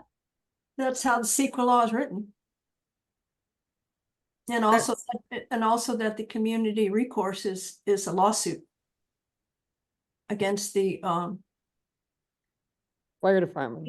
lead agency. Basically, like, for example, Big Wave, when that was approved, the first version of it was approved, the county decision for the coastal development movement was appealed to the Board of Supervisors, and the NAGDEC or EIR, whatever they had, there was a lawsuit against the county over that, because the county was the lead agency for that. So two separate avenues of redress. But it's essentially leaving the agency to police itself. But it's a state law, that's all. So I'm with There's Claire. I think we should call that out, and there are things that we may not even have noticed that such a process would uncover. And to Gus's point, I don't want to draw this out unnecessarily, but I also feel strongly that a public entity shouldn't police itself in these circumstances. So what I'm hearing is, that Lisa has said in the chat, what you're asking for is a CEQA review, not an EIR. So a Yeah, potential wording that's- would be something like, and up on the screen, I haven't shared my screen recently. Let me just share it. I'm gonna change the language. Up on the screen, we have the gray stuff currently requesting the EIR. And then we have Claire's phrase, which I think is fine, about asking for the significant exposure and full review. But there's a potential additional sentence could be added in here saying something like, we believe this project should be subject to CEQA procedures, CEQA review, Is that is that the definition we want, Lisa? Or we believe it's not exempt from. Well, yeah. Okay, I so think I would, that would be I would fair. separate those two things, because I would vote for Claire's thing here, but I don't think I would go for I think asking for Others the can full vote. secret review, yeah, so let's separate those two things, those are two separate sentences, and let's vote on them separately. Okay, well, we also have to clarify And at the end of also- the letter here, Right? Yeah, something where it says EIR, Mhm. yeah, it's in pink here. Just strike that. Well, that sounds like a vote. I would, but I can't. Okay, so I'm, so striking that, it's like, we could. We only Okay, need, with- we only need to reference the CEQA review once. Okay, Okay. all right, so do you wanna, okay, so I Well, would move we let's strike the to pink. minimize the number of discussion amendments. Uh-huh. Let's bundle striking the pink sentence Yeah. mentioning EIR. And Are you okay with- adopting Claire's wording back in the initial paragraph, which is now in gold about significant exposure and independent proof. And dropping the sentence that says, we request a full environmental impact report. That's one class of edits. Yes. The next, the hanging, issue is, do we insert a sentence saying something that we don't believe this is exempt from CEQA or requesting a CEQA review? Yes. And that's the point where Gus starts to veer off. So if we bundle the edits as outlined here in color into one amendment, I think we can get that over. Great. No, no, because it's either gonna be a full ER or a CEQA review, so. We're going to discuss that separately. Yes, that's. But yes, that, we'll have a- that could discussion, be, exactly. but if you Next just, discussion, but Dan. if you just discuss No. it now and then vote, then it's kind of the same thing, isn't it? I'm okay combining the two, striking and then Claire's input, because I'm okay with Claire's input about having a third party, Yes. everybody's okay with that. So I would like to put a motion on the table to strike the gray, strike the pink, and adopt the gold. Yes. Okay. All right. All right, let's not- Second that motion. Then we will have a, wait, Dan, and then we will have a second motion to insert a sentence about secret review. Which Greg will give us a draft of in 2 seconds, but let's quickly get off the table, strike the gray, strike the pink, adopt the gold. Because I think All right, there's, I'm just gonna- I think No, we're. no, because with that vote, you're striking everything, every reference to CEQA. We're, No, but we're gonna have No, another no, vote that's to gonna be- add. Oh, something yeah, about but secret. yeah, no, you're voting to get it off, and then the vote may not, you may not allow for this, the CEQA to come in, so you're wiping it out, and then it's gone for good. It potentially gone for Okay, good. do you want to do it? So I first? say- I say- Do the vote first on inserting The the orange, sentence. get that out of the way, and then we'll talk about the gray second. Well, since we're inserting Okay, this. fine. Okay, let's- okay. Fine. Let's just put This is a point of order, which I'm not an expert at. Yes. There was a motion and a second to do something. That's true, we did have a motion. Second. Do we move forward and vote on what was motioned and seconded, Yeah, we will have to, yes. or do we scratch it?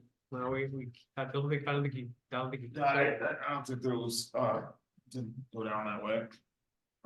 Can somebody who made a motion pull them up, because I'm the one who made the motion, so I think I can pull it.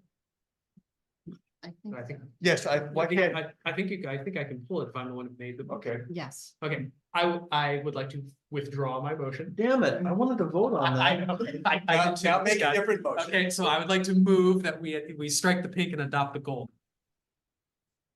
I second But- that. But Okay. then, wait a minute, this is exactly what you just did. No, I mean, that's was it, I thought that was exactly. what Leaving the we were gray doing. in. My Oh, original so you're motion was leaving the also- gray in. Strike the pink and, okay. All right. Okay, Oh, my so that's, goodness. it's a Wow. motion and seconded. Are we ready? How am I gonna even write Any this in? discussion? Yeah, we have to offer, Anybody out there? Public comment? Any public comment on striking the pink and adopting the gold? Seeing none. No, yes. All right, do let's this. do it. Come on, let's do this All one. right. Gus, Yes. Greg, Yes. Scott, Yes. Dan, Yes. Claire, Yes, Kimberly, Yes. me, yes. Now we're making some progress. Okay. All right. Okay. Okay, so now I took a bad attempt at a sentence that says, we believe this project merits a CEQA review process. Is that badly worded? I think that's perfect. Okay. I think that's fine with me. And that would replace, we request a full environmental impact report. And instead just ask this, and they could choose to go to a neg deck or whatever they're gonna do. And in fact, county, I don't know, maybe ignore it. Yeah. Okay, I And the other move- thing is, the only other thing I wanted to say is because the main thing for me is when you're talking about hazards, it's not only what's on site, which could be quite a lot, because they're planning on a lot of digging. They're gonna be digging, and so that's important, but like I said, I'm really kind of stuck on the diesel fuel tank moving, because that could present, and just where they want to place it as a hazard. So I don't know how to Is that clear? Is it still clear, I guess, in what I've put in the rest of the letter, that potential hazard? Is that, I guess it is, because I think it's. I'm not sure. I just wanted to make sure that Generator fuel storage, you repeatedly have mentioned that about the relocation. You've talked about whether the trucks are gonna ram into the diesel fuel storage, Yeah. et cetera. And So the I think process you've of its covered the removal. concern. removal or whatever. Okay, Is the that's current good. diesel fuel tanks underground? Yes, I Okay. believe. I- Oh, I believe that there's a storage tank because they pump the fuel into the trucks. They, Okay. they dispense it. Can I make an editorial comment regardless of this? So when you have fuel tanks underground, you have to assume that there's going to be soil contamination, right? And after the last meeting with those guys, I am resigned to trust them to do the right thing in either taking contaminated soil and put it somewhere where it's supposed to be and not leaving it on site. I trust them, and that's just an editorial comment that they'll do the right thing. So, and I just want to leave it like that. All right, so Yeah, oh, and I I'm trust them too, proposing a that's fine. sentence that says, we believe this project merits a secret review process. The only question is, do we put that sentence at the, after the goal here or before the goal? I would say before the goal, because I think that's why you're explaining why you want a third party to evaluate the potential hazards. Let me see if I can insert it. And then, of course, all the lighting issues, I don't know if that's. I assume that's under that umbrella. Do we have an amendment? So I Do we move have that a we, motion yet? I move that we strike the gray and add the blue. I second that. I have to figure Yeah. out how I would vote, because I don't like either the gray or the blue, so. Community. No. Well, We have a motion and a So you second. vote, so Now, you vote. now we have a discussion on the council and we ask for public comment. So my only comment is I hate both sentences, so I don't know what I guess I'll abstain because I don't like either. Because if I vote You can vote no. yes, You can vote Just no. vote well, no. the vote no leaves the gray, and I don't like that one either. Like no leaves the gray and yes leaves the blue, and I don't like either option. I guess I'll just abstain or whatever. Okay, so any other comments from the council? No? Okay, then we'll go to public comment. Burnett. Go for it. I just wanted to say quickly, since you guys are looking at it, if I was them and you put that sentence, we believe the project merits the CEQA, that is, I would say it's already gone through the CEQA review and it's exempt. That's how I would respond to that sentence, just as another opinion. Cool. Thank you. All right, Sid. I don't know if it's appropriate to do it now, but I've been at Barbara Mathewson's house, and the water from the upper street, which is where the fire station is, runs down the middle of the driveway on that street. It's a paper street called Chico. And, I mean, the county must have put it in, like there's a drainage thing in the side of the street, but it doesn't go anywhere. It runs via corrugated pipe in her yard. So I think maybe some wording about drainage might be a little bit appropriate, but might be too much of a final hour here. I should have thought of it sooner.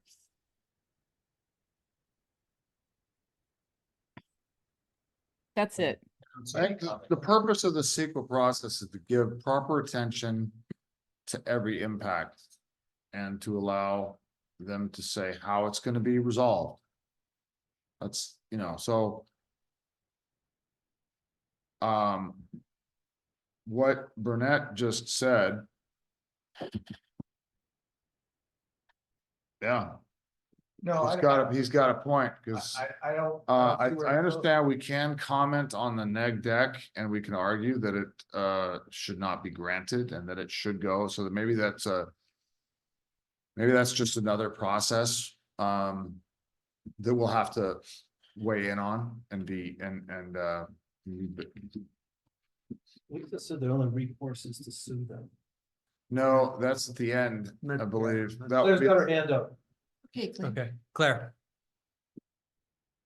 Related to Burnett's comments, the fact that somebody has said that they are not, that they're CEQA exempt doesn't mean they've been through the CEQA process. It's just a comment on somebody's idea as to how this should be processed. We've got plenty of room to say what we think. The neg deck is part of the CEQA process. Yeah, right. But, he was saying that if he were the fire department, he would say, hey, we've already been through that. We don't need to do it. Or words to that effect. And I think that that's wrong. I think we should proceed with what we're planning to do here. Yeah, Okay. as I read the note, I think Claire's right. Okay, I'll go with that. So we got a motion and a second. So should we call a vote? There's no community input, no further community input? Doesn't look like it. Okay, yeah, so let's go ahead and vote on this. All right. So Gus, Abstain. Greg, Yes. Scott, Yes. Dan, Yes. and Claire, Yes. Kimberly, Yes. me, and yes. Okay, so I'm closing this file and I will work with Ann to fix the formatting and make the changes. Thank you. Great, so now we vote on the letter as amended with the 3 amendments, all of which passed. All right. I move that we vote on the letter Okay, I second that, as amended. as amended. All right, I second that. So now, do we have any council comment? In what we've all discussed? No, okay, public comment on the final amended letter? Nope, great. All right. Gus, Abstain. okay, Greg, Yes. Scott, Yes. Dan, Yes. Kimberly, Yes. Claire, Yes. and I am a yes. Yeah. Okay. Point of order, Yes. we are 2 minutes ahead of schedule. 2 minutes ahead of schedule. Yes. Must be doing something right. Yes. Let me see what that means. Should we take a 5-minute break then? All right, great, then we can close agenda item 4A and move on to a whole nother letter. All right. El Granada school remodel, just sort of framing comment, I'm pleased to where the final letter came out here, you know, working with Greg and Dan on this, and you know, Greg has an amazing ability to dive deep into the details. Dan has a, you know, important concern to make sure the final product is actually readable by human beings. I sort of tried to play the role of merging those two things, and I think we came up with a pretty good final product, I hope. So with that, let's take a look at our draft El Granada school remodel letter, and let's start with council. Who wants to jump in there with some comments on our letter? I'm in the wrong place. I'm trying to share it on the screen. Do we have any question about the people we're addressing it to? There was a protocol question Yes. raised earlier Yes. about addressing it to Connie, and she's not Yes. listed. Yes, I have a comment on that. This is a response to a referral, and the usual format is not to send it to lots and lots of people. It's supposed to go back to the planner. It may very well be that some of the things in here you want to communicate to other people, but this is not the usual format. So it is addressed to the plan. Yeah, that's who we're writing to. So you have a problem with copying the other people who are interested? I'm saying it's irregular. I don't know if I have a problem or not.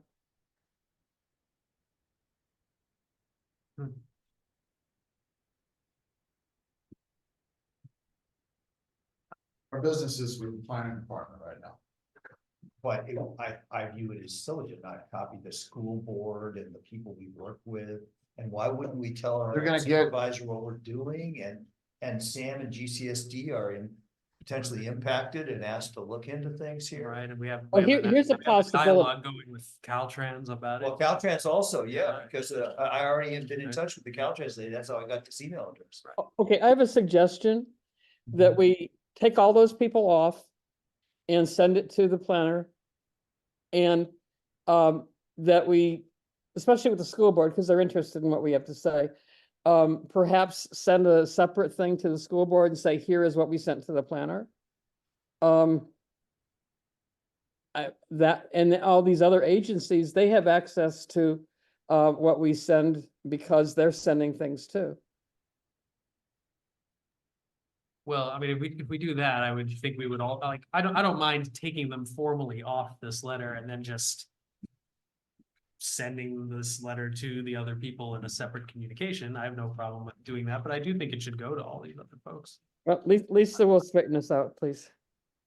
Okay, okay, yes, our parliamentarian for today, Lisa. Oh, the referrals go out and the replies come back to the planner and the planner forwards them to the applicant. That's the case with all the referral comments. That's just how it works. So you don't need to copy the applicant because the planner is gathering this information to send to them. And we don't need to copy the other agencies either, I don't think, because they're also privy to this. But so the planner is gonna send this letter to Sam, even if we don't? Yeah, I would be surprised if she thought to send No. this. Why is Sam even involved? You gotta read the letter. Drainage, permeable surfaces, the IPS, the popped, the wet weather storage is in the burn strip.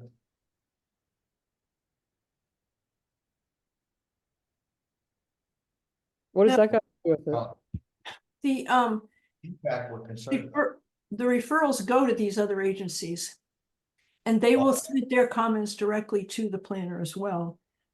I trust that the drainage will get worked out. All right, look, if Lisa's saying the protocol is we send it to the planner, I'm fine with it, but I do think I'm agreeing with Gus that we would supplementally send it to the other people rather than waiting for planning. We would let them know what we're doing. Right. Rather than having them be. We're not surprised. doing, they are doing. The applicant is doing, we're not doing. Well, what we are doing in terms of commenting on that project. All right, well, so I don't know if this requires an amendment per se, but I am happy to change the CC, drop it. Okay. I'm fine with that too. I don't think that, because I think that's that falls under minor technical or whatever that we don't need to vote on unless somebody objects. Okay. Claire, yeah. Yeah, I have another major problem with part of this letter regarding the view corridor. The understanding that the community has about what the view corridor is and what it entitles them to is completely wrong. And I'm not sure what to do with it because it's so integral to what you've been writing. If you could, what? It's all visible from Highway 1, it's in the view corridor. Right. Yeah, that's the view corridor that matters. And so what's visible from Highway 1 is relevant. However, what's visible from people's houses nearby is not relevant. It's not part of, I mean, it's relevant, it's important, but it's not part of a view corridor. The technical language is being used inexactly, and you might want to rewrite it to leave out the references to view corridors and such things and just describe what you'd like to have the ultimate outcome to be. So I just want to comment that if there's one thing that stood out, well, I mean, two things that stood out in the 24 emails we got. The community may not be entitled to X, Y, or Z definition of scenic corridor, but they sure did express a concern about it and stated this way. So Lisa sent us an email explaining that our understanding of what you're entitled to is wrong. But I do think it's a registered community concern. So could it be rewritten to say, here's what we would like, we want to preserve our views, rather than using the technical language, which is inexact and doesn't really apply?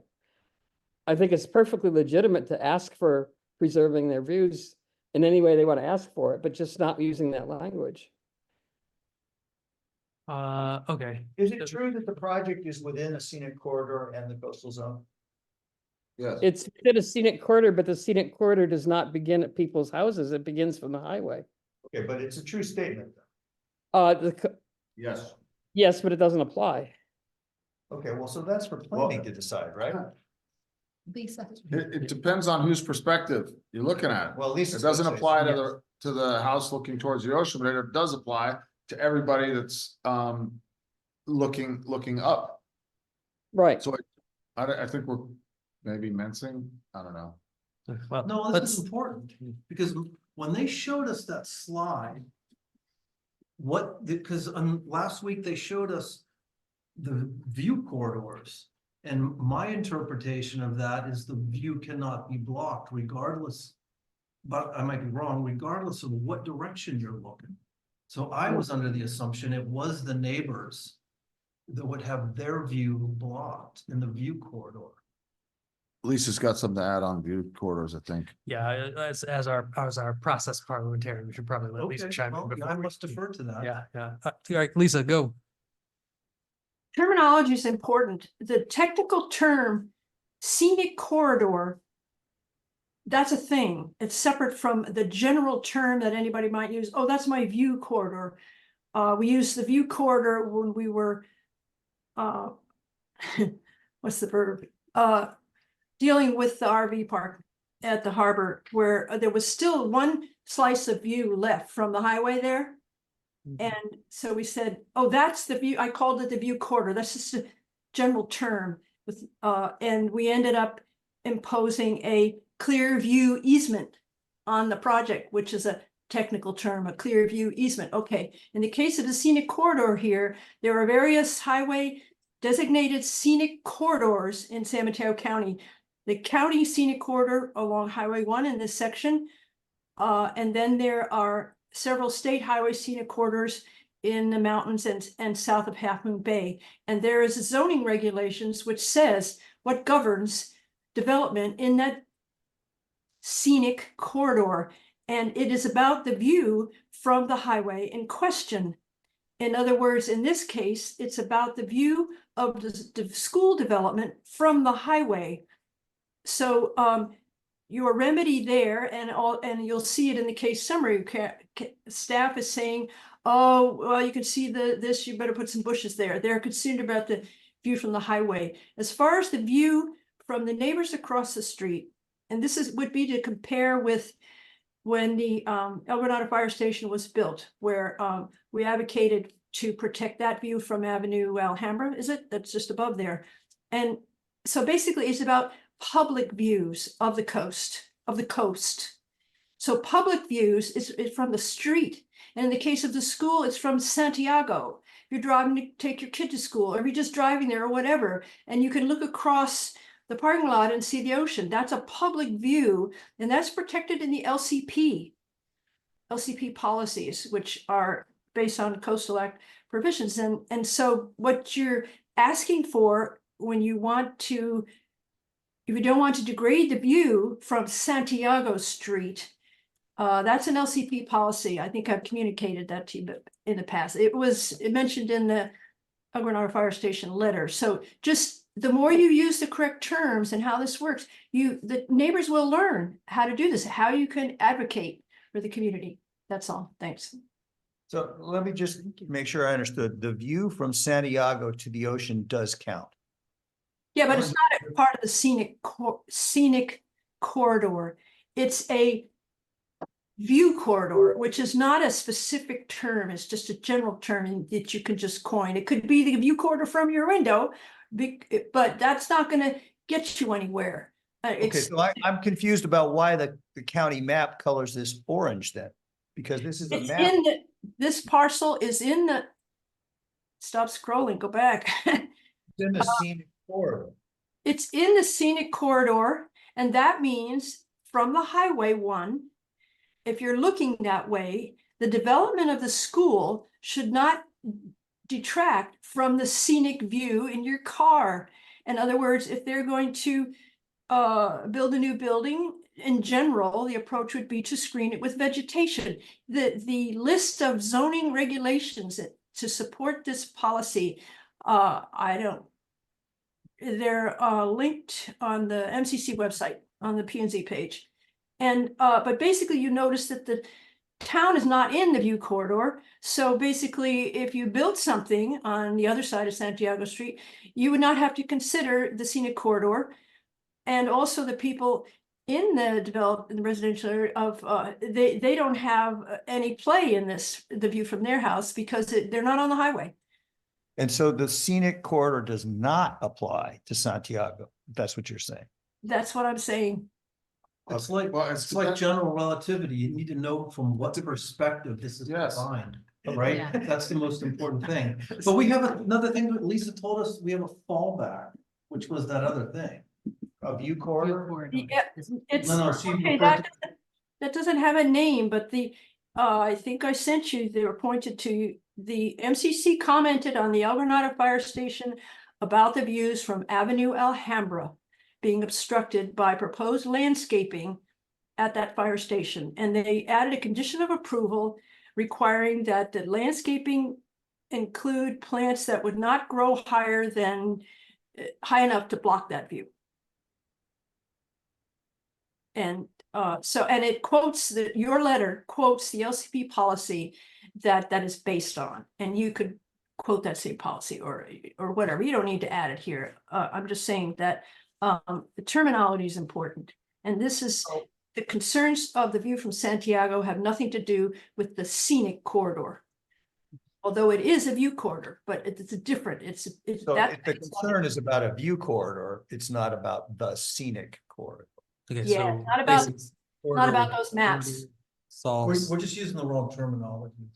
She said LLC guidelines, is that right? Well, I'm lost on what to edit here. Yeah, so what is the suggested edit? And that's directed to Lisa, right? Well, Huh. no, it could be directed to Claire because she also brought this Okay. up. Gee, you'd almost have to rewrite that whole thing. Why? Can I ask Lisa a question? Lisa, isn't it true that, both apply, that everything that's visible from Highway 1, east or west, is in the scenic corridor? And then, so the whole open space that you would see, that feeling of this open space with the parking lot, if once that's, if it were to be changed at night to be filled with light, then that is part of the scenic corridor impact. Now, Good. the I view like it. corridor, part, yes? Yeah, you're on it. You're on it. Okay, so the view corridor that's protected in the LCP is a different item, so they both apply. Right. That clear? Yeah. Yeah. But you just said, Got it.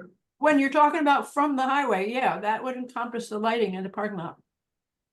Or, yeah, or really anything. Or the way the building looks from the west.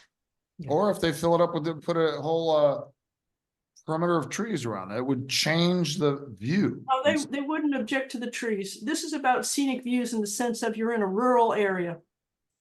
And the school is sort of on the edge of that. Okay, so they both apply. Do we all agree? I mean, I still don't understand, like, what about this actually needs, like, the sentence, the project is Claire, within. Claire brought it up to change, right? So should we go back to Chair and, or Claire and see what she says, and maybe that would be helpful. Okay, Well, I so. think- Okay, I think go that what ahead. Dan just said is really helpful. Because it does apply to the, I'm getting all this terminology mixed up now myself, but, the view corridor, I guess it is. The orange stuff, that the, lighting changes would, be in opposition to maintaining, the appropriate rural view from the highway. So I think that's significant, but I think that's the only place where that applies. The other Well, okay, I'm sorry, I'm just trying to read and talk at the same time. I kind of don't like the format where you have to look at Appendix A to see what you're really talking about. So I think I'll step back for a minute, let other people take another look at it. Want me to scroll to Appendix A? No, I can scroll to Appendix A because I'm looking at it on my computer, but there's points that are made in different places in the letter. You have to jump around and find out what you're talking about where. It just The feels, points are, the idea was, let's just kind of hit the highlights in the main body of the letter, and then if anyone who wants to like dig deeper can go to the appendix. Otherwise, it's just like an unwieldy letter. I mean, it's a long letter regardless, but the point is, like, this hits the highlights. If you only just want to read the first 2 pages, you'll get all the highlights of kind of what we're highlighting as issues. And then if you wanted just like the full explanation of what we're talking about, any of those issues, you go to the relevant appendix. so I guess most of the problem with the terminology and the concepts about the views are actually in the appendix and not in the letter. Okay, so in the appendix, so the sentence, the project is within a scenic corridor and the coastal zone. That is a true statement, is it not? Yes. That is a true statement. Okay, great. Any project in the scenic corridor should demonstrate alignment with San Mateo County Scenic Corridor and California Coastal Ag Values. Also a true sentence, correct? Yes. Okay, great. We never mentioned scenic corridor again in appendix A.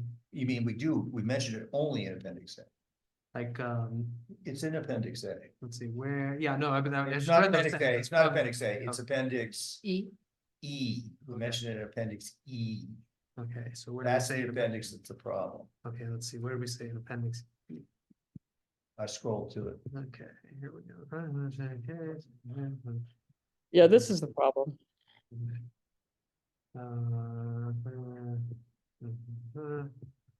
Maybe we just delete this Appendix E. Well, it's got other stuff in there from the California Coastal Act. Are they necessary to make our point? Well, one of the authors thought it was. But I'm asking. I mean. You know, here's a radical statement. Hmm. Suppose we leave it alone and have them tell us we're wrong. Because we look like idiots. I mean, as far as I can tell, appendix E is essentially just saying, here's the definition of a scenic corridor. Wait, no point in appendix E does it say, and like, therefore neighbors are entitled to a view. Not on the scenic corridor, but that other thing. They are. The view corridor, oh yeah. Well, I mean, this is literally just like quoting the regulation. what we do say, the Yeah, meaty I sentences, agree. what we say is we believe the project's impact should be constrained by these principles. Okay. The neighbors certainly believe that. Yes. Now, I mean, the project should be, it's in the scenic corridor. It should be constrained by those principles. Like, it's literally in the. Oh, Well, that's true. whether they don't realize that the constraint they're gonna get isn't the constraint they want remains to be seen. Right. I have no opposition. I have no problem with their getting what they want. I just have a problem with how we're presenting it. Well, I mean, I think it's also true, the project impact should be constrained by those principles since it's sitting in the orange space of the map. Can I make a process suggestion? Yeah, go ahead. I would like whoever feels they are expert enough to redraft parts of this to do that while we talk about anything else in this letter and see if there's other problems with the lighting and the other stuff we mentioned. Does that make some sense? To Okay, that's reasonable. I guess, yeah, they sort of build on that. Aside from the discussion we're having about whether scenic corridor should be there, are there any other substantive areas of concern about this? Let's see, we covered view impacts, which is where we discussed the scenic corridor, but we also discussed lighting. And that's always the most then we important. discussed design aesthetics. And And then we discussed this infrastructure stuff, which is where the sewer system and the stormwater runoff and Caltrans and the culverts and the SAM and GCSD. We stated that there are species that are sensitive. And we wanted the sensitive habitats component to be complied with.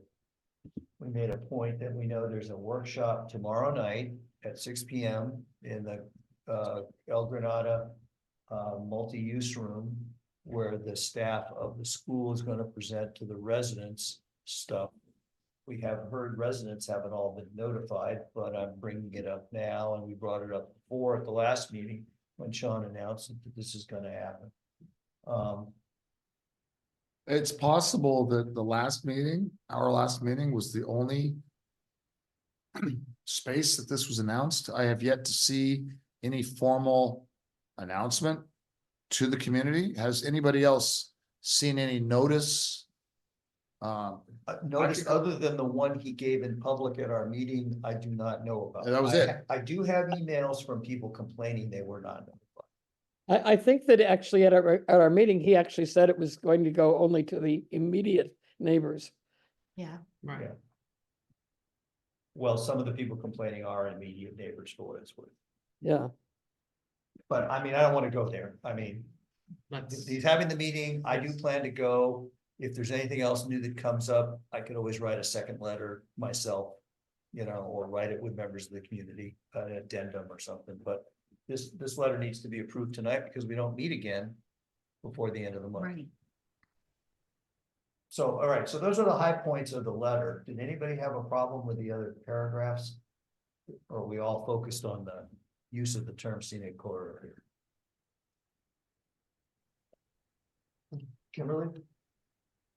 So I had well, first of all, I have to agree with Claire that I don't think we should copy all these people on this. I think we should stick to our regular process, and certainly we could share it with SAM and GCSD, but given that now we're having to go through a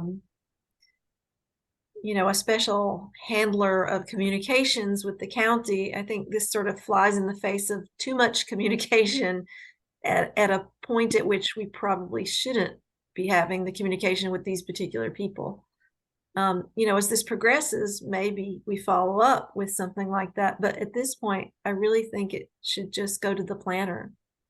The planner and the special handler, No, just the planner? yeah, Okay. Yeah. I would note, if you recall the conversation, that what they're referring to is county departments.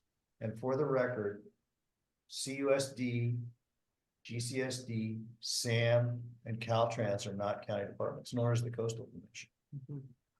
So I don't view that our hands are tied for writing to them, and we did discuss that in public.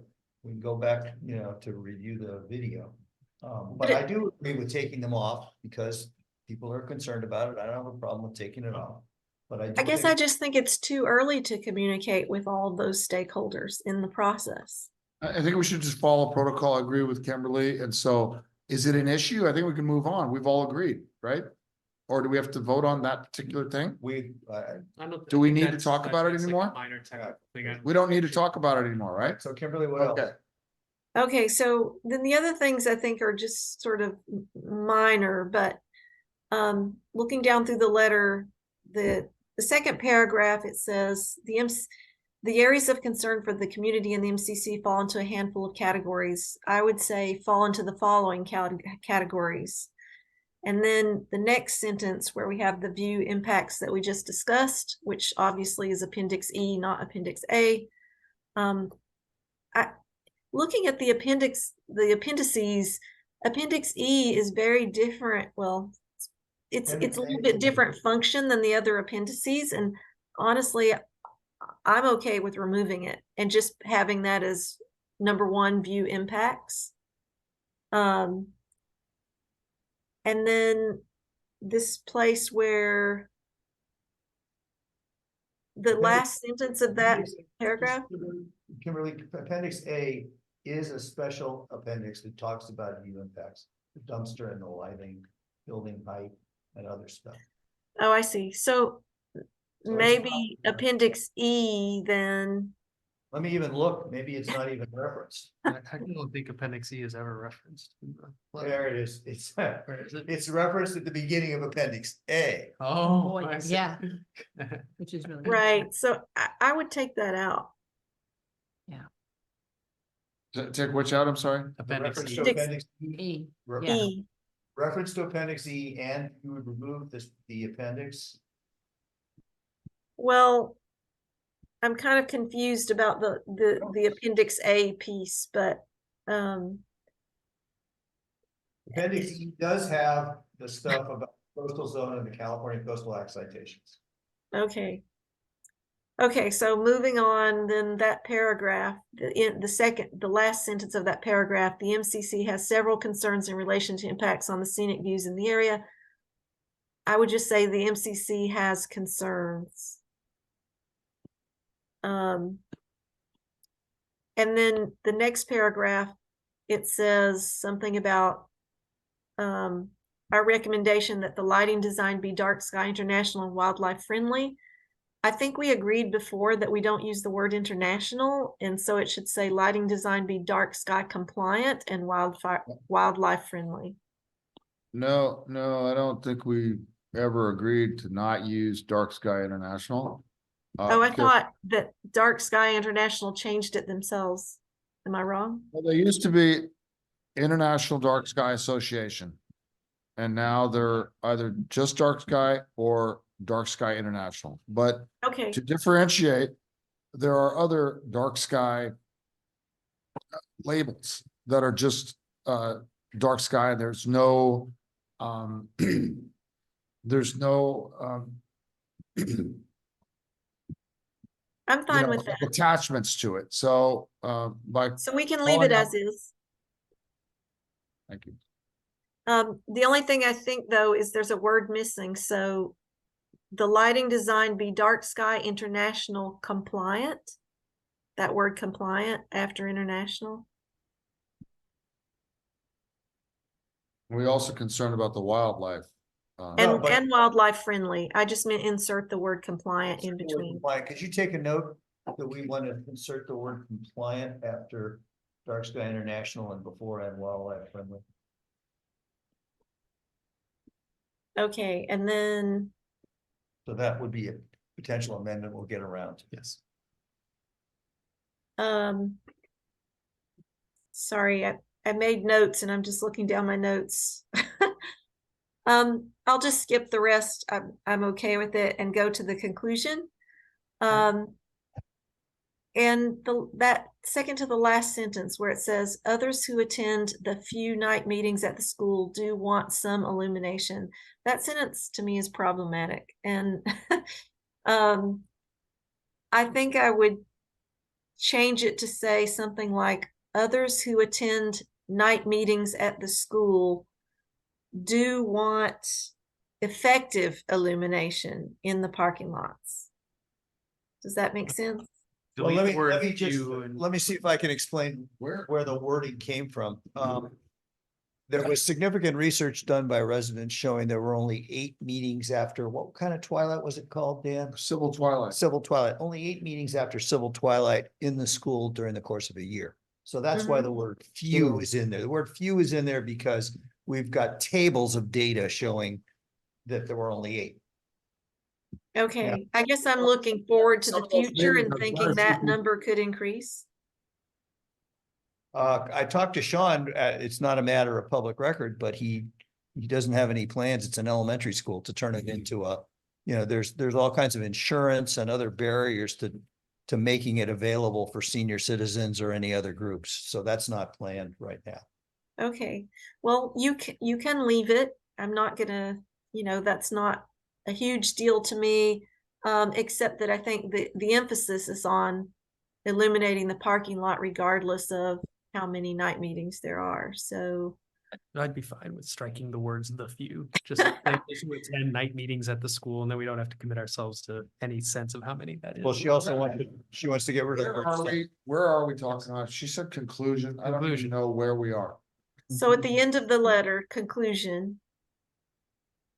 Why is it so hard to find? The important part is that it there a page says, number? It's on the screen. No, I want it on my computer so I can read it better. It's the last page before the appendices, It's page 3. page 3 where the signature is.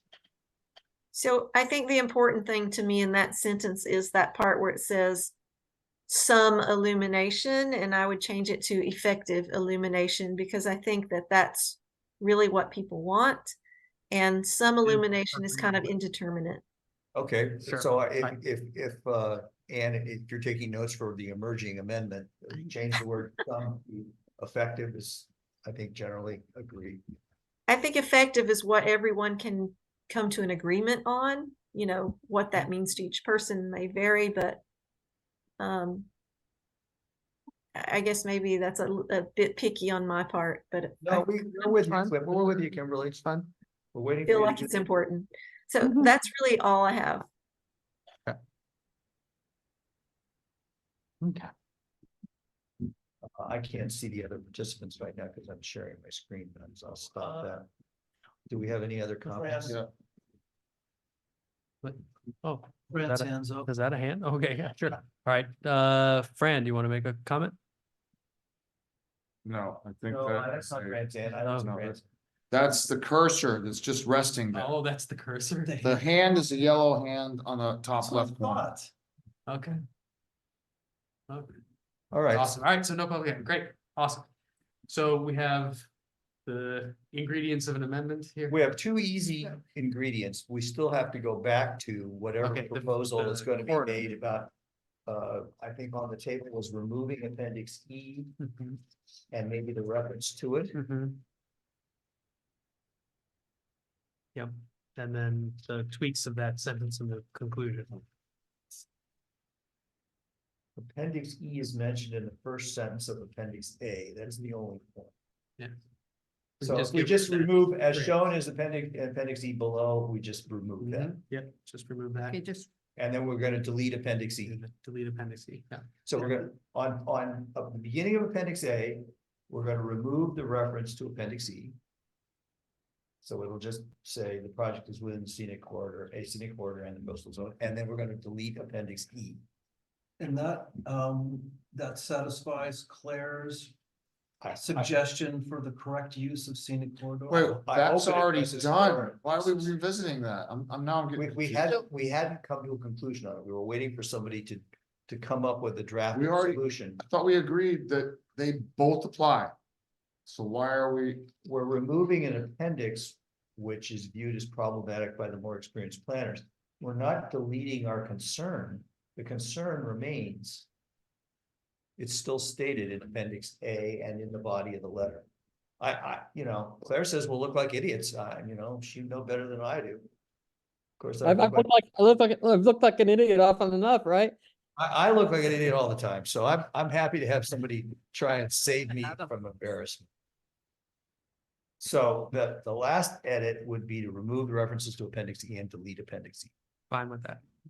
Do we have more discussion on that? So all this is covered in appendix A, so. Yes, the concerns are in the body of the letter. Mhm. So it was basically duplicated from the beginning. It was probably more information than we should have had. Okay. To your point you made days ago. Yes, this is a TMI edit here. Okay. Okay, so we're gonna propose to adopt the changes noted by Kimberly and I guess I should say suggested by Claire, but we've come up with Kimberly our can have it. own- Okay. Okay, great. So we're ready about, I'll make the motion. And so I move that we adopt this letter with Kimberly's tweaks to the conclusion and with the removal of appendix E and its references. I'll second that. Okay, so do we have any further discussion from the council?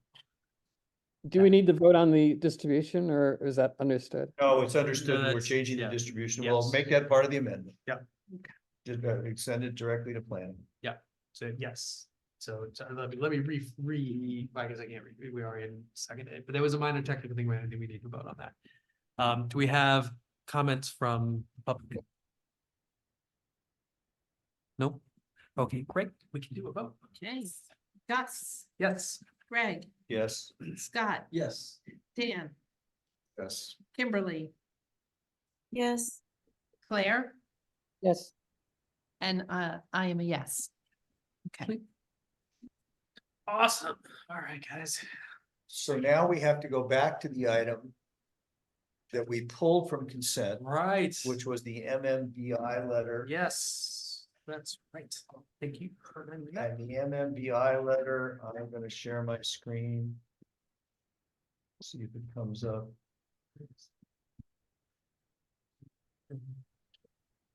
Is it the right one? Does it say MMBI? Yes. Okay, All right, so we've got this, and Kimberly, do you want to lead us in discussion of this letter? I think the letter is mostly fine.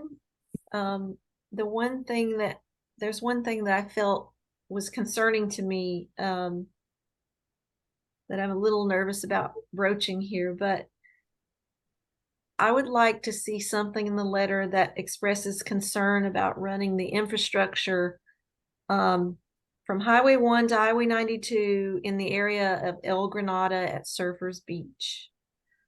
Because the cable infrastructure should probably be sited out of a coastal hazard zone or a hazard area, and could be best sited along Avenue Alhambra to avoid putting it in a hazard area, which then would have to be protected. So my proposal is to suggest that in this letter. so I would see that as a sentence coming as the second sentence in the next to the last paragraph, the one that says the coast side is uniquely vulnerable. Right? So you could put a sentence in there that you could word to say, in recognition of that vulnerability, we suggest that the cable be sited inland at Avenue Alhambra when it in the area of Surfers Beach. Is that what you're looking for? I would Correct. say like inland perhaps, but like, Perhaps. yes, perhaps. Let's not try to dictate exactly. All the overhead lines, I believe, are on Obispo anyway, so I mean, they wouldn't put it like right on the beach. I mean, You highway. could say, let's leave it up to them and their intelligence to decide where a safe place to put it is. Kimberly doesn't want to do. No, I don't want to do that. Explicitly tell them how to do their job, and it, she's got a point. All right. Well, I mean, this is a big deal for all of California right now to move infrastructure that is in danger of being, encroached upon by the ocean, instead of continuing to replace it in place or to put new things in that dangerous area, to move it to a better area so that we don't have to build structures to protect it. So where do you want it to come out? So heading south you want it to go, So it would bypass Surfers Beach to Right. where the road is more stable. right, and then Avenue Alhambra kind of ends at the school. So do you want to just cut across that land back Well, on one? Then I assume it would curve around and back to track with the highway. So I typed a sentence into the chat, which I welcome people to chew on. This would be the second sentence in that next last paragraph. It says, in recognition of that vulnerability, we request that the new cable be located inland from eroding areas such as Surfers Beach. Yes, I like that. Are you okay with that, Kimberly? Fix it. Yeah, I think I'm okay with that. Excellent. Sorry, I'm still thinking. Stop What thinking. about what about Okay. Devil's, what Here, about tell us. Devil's Slide? Is that a problem as well? I mean, do we need to call out other places or have It's, a general statement? It We're says just- such such as, as, says such as. such as. It's like, it's not limiting us to that. Right. Okay, that's a good point, actually, but I think the most vulnerable place is that one spot. Yes, that's why we call that one out as the example, because that's the most obvious place somebody should be concerned about that. So we don't have a motion on the table for this letter, do we? Because it was in consent. Right. So I'm going to make the motion that we approve the letter regarding support for the Middle Mile Broadband Initiative with edits proposed by Kimberly Williams. That's a Yes. combination. Yes. I second that. Lisa? So, but we haven't made the motion yet, Okay. so we need to make a motion and then we need to second it and then we can take. Yes. Wait, what's the motion? I'm confused. So the Sorry. motion is to approve this letter with the inserted sentence inspired by you. So after thinking about this, I actually want to name Avenue Alhambra because this could be construed as just locating it a few feet inland. And I think it needs to be more than that. I think it needs to be specific. Lisa, Then I would Stephanie? say, again, I would say perhaps, like, I don't think we should dictate that way. Lisa, Well- You know, it's not FISPO or like, you know, I mean, like, it's, you know, I just think that's a little too. I think the California Coastal Commission will be involved with this too, so I'm sure it's gonna be done right. Yeah. I don't know how. To what detail we need to really talk about. How about we That's my take opinion. how about we just take the word. And we could say either securely inland or sustainably inland. sustainably is good. Sustainably is good, and Lisa has her hand up if you want to ask her anything. We first have to finish Yes, like, yeah, let's. the motion and Yeah. stuff.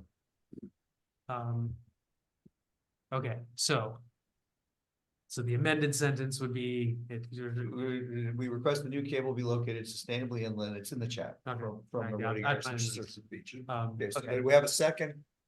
I'll second that. Okay, you second it. So I have a motion and a second. Now it's time for discussion. Yes, so now, any other council discussion before I call on Lisa? No, okay, Lisa. Enlighten us. Is this public comment? Yeah, Okay, I'm at a loss. Where's this coming from? Can you provide some background on the letter? There's how you heard of this, what this relates to, why is this going to the Coastal Commission? Are they somehow the permitting agency for this, which I don't understand because this is not just the coastal zone. I mean, could you just bring me up to date how we got to this? I will tell you what I know. The Coastal Commission called me a few days ago and said, the California Department of Technology, as part of the Middle Mile Broadband Initiative, is applying to run a fiber optic cable down the coast and inland from Highway 1 on along 92 to Highway 35. I just got the letter today, it must have come to the post office with the announcement, which we can put in the minutes. And I can also provide it online. So it's a hearing on February 9th that I announced earlier in this meeting at the Coastal Commission about this permit. And the permit number is in the letter. Further background is Is that a coastal development permit or, I don't understand. Is this an approach to, hand me the sheet consolidate- that the announcement, Yes, I'm sorry. yeah, that would have been helpful to have your communication in the meeting it's- materials to review. So it says application number 224-002 Caltrans Broadband Network San Mateo, application by Caltrans to construct a portion of the statewide broadband middle mile network through the installation of conduit cable vaults, fiber optic markers, and related development along approximately 23 miles of state highways 135 and 92 in San Mateo County. That's what it says, Lisa. This is their official notice. I don't know I don't see the words coastal development permits. But there is a permit number and it's online and I did find it online. You can search for it. It just says permit application and that number. Okay. Yeah. And you have a meeting date already? February 9th, agenda item F11A. And I do propose to put an entry on the MCC website about this. Yes. Okay, thank you. And I also, okay. All right. I hope that answers your question. Yeah, that helped. cool, awesome. Do we have other public comment about this letter? Anybody else? See anybody else? So So the Yeah. vote on the school letter was unanimous. Yes. I'm sorry. Yeah, no problem. Okay, so no other public comment. Great, then we can vote on this thing, yeah. Second, okay, Gus, Yes. Greg, Yes. Yes. Scott, Yes. Dan, Yes. Kimberly, So, sorry, the language we're voting on is the sentence that Greg put in the chat, yes. Yes. The second version of the it. with- second version. For the word sustainably. Okay, I'm okay with that. Okay, I'll take that as a yes. Claire? Yes. Yes, And Anne, yes. I think you take that as a begrudging. Take it. I'll take it.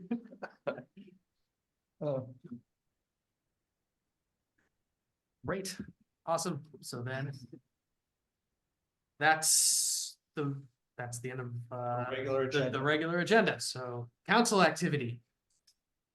Who wants to kick us off with council activity? So I got something. Yeah, go for it, Dan. So I've been up and down Highway 1, 2 areas of concern. I think I sent some pictures to the council. Just wanted to let the whole public know in detail and answer any questions if necessary. But so there's a slide going on in between the old chart house and just let's say about a 1/16 of a mile south of the proper Montero Beach parking lot. And I believe that's identified as Daffodil Creek.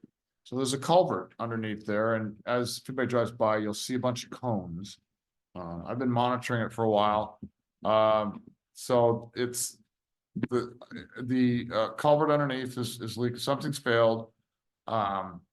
All the soil underneath in that area is fully saturated, and there's another big sections ready to fall. 4 feet, that would be 4 feet away from the white line where it just goes straight down.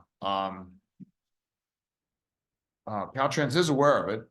I met them out there. I don't know what's going on. It seems like they're just tell you that one thing that's the biggest disturbance to me is that you look over to the east side and there's not a single bit of evidence that anybody even tried to look at the entrance to where the water comes on the east side of the culvert.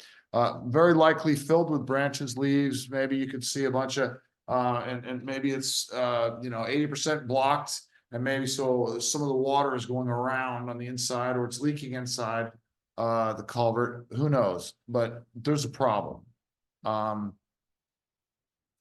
Be really nice to hear a report from Caltrans to say, hey, yeah, we're on it, and this is what we're kind of thinking of doing.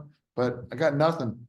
Supervisor Mueller is aware, but it's Caltrans that's just not really being proactive and telling it. We depend on that. We depend very much on that highway, not only the community members, but the business community, all the restaurants serving. So it's just, to me, I don't know. I just can't get why they're not taking it seriously and letting us know. So that's one. Another issue, similar, or did you want to break it up? No, let's hear your other. Bring it up. Okay, the others, everybody knows last year, Highway 1 flooded at the lowest point by the Brussels sprouts field. So right now, and it's another thing I sent, right now the water level is approximately 40 inches below the road.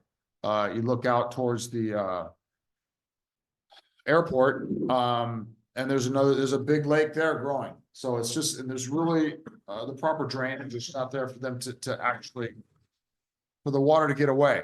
So it's just going to take, 2 or 3 days, good rain, and I'm probably going to see the same thing again. I can't guarantee that, but it's disturbing to me that we don't have a good drainage system there that's functioning. And you can go there today or tomorrow, and you can see that it's just not functioning well. It's been ignored. You had a comment? Well, you know, I have observed the same things Dan has. He shared the photos with me. This goes back to the stormwater report I still haven't produced. And it goes back possibly to the public hearing on the multi-asset roadway work. I have made a comment in writing to Caltrans a while back, maybe before I was on the MCC, about how their culverts aren't sized to handle the climate we have here. And It's the maintenance though. it could be the maintenance And also. it's And hyperlike- it's just like what happened on Highway 92, where they got it plugged Yes. upstream and it ended up washing out the entire road. It's the Same thing. same pattern. Yes. Okay, so in terms of action, of course, we can write this into the stormwater report, but we also probably ought to fill out tickets. Did you fill out tickets? Maybe we should write a letter to Caltrans and give it to the handler. That'd be an interesting test. See if anything gets done. Okay, I volunteer to work on the team to prepare that letter. And in addition, I suggested to Supervisor Mueller that if that culvert that is obviously failed, when it's replaced, that it's replaced with a much larger culvert that wildlife could easily use. If anybody doesn't know, wildlife naturally finds a safe passage. There's studies on this. But in addition, we have the future California Coastal Trail that will be up in that area, and we need a safe place to cross. So there's enough. It could be a dual purpose or a three-purpose solution. One, to take care of water, proper drainage, wildlife, and residents, visitors, that need to cross the road safely. Could find a gradual ramp, and then it's just a matter of replacing it with the right size pipe. Now, it's got to be replaced anyway. It's got to be fixed. So how about you and me and Greg put together a letter? Sounds good. Awesome. Great. And then Yes. I did go to the Board of Supervisors meeting Okay, and they great. did pass the ordinance. Oh, okay, yes. So, I mean, I think that was of interest to people. Which Yeah. ordinance are we talking about? The The communications? one, right? The home, the Almost. homeless encampment. So I thought I saw that in an email, but they actually passed it. they did pass it, yeah. And so what will happen is anyone who is in an encampment will be given the opportunity to have shelter space. And right now, there's 30 beds that are free. And the way the ordinance reads is there must be a bed, there must be a place that they could be sheltered in before anything would happen. They will be given at least 2 opportunities to move into the shelter. Should they not be able to or choose not to, that is when they can be cited and moved. Their belongings will be kept in storage, not at their expense. So it will not cost anybody anything to move into shelter. But it's really, the ordinance was really meant to help people who may not be able to help themselves and to kind of give them an extra push into shelter and into service. And there will be full wraparound services available. And they will first be approached by, I think it's the CARES team. So they will have unarmed people coming and talking to them first, and people who have already had outreach with them that they may have relationships with. So it was really meant to help people get into shelter that, really might not want to go at the moment, but to kind of help ease them into it and introduce them to the services first prior to any kind of citations. And it'll be a misdemeanor, so there's nothing that would incarcerate anyone. So, Awesome. yeah, I think it was great. No, I thought that was a good move on their part. Anything else from that meeting? And, and they did adopt what they came and talked to us about. So the change in the language of how committees communicate with the Board of Supervisors and how the entire presentation we had at the last meeting, and they did go forward in adopting. Awesome. I just want to mention, this is kind of council activity, but kind of also future agendas. I hope you're all aware that the meeting to discuss herbicides and pesticides and integrated pest management is being held by San Mateo County Parks on January 31st.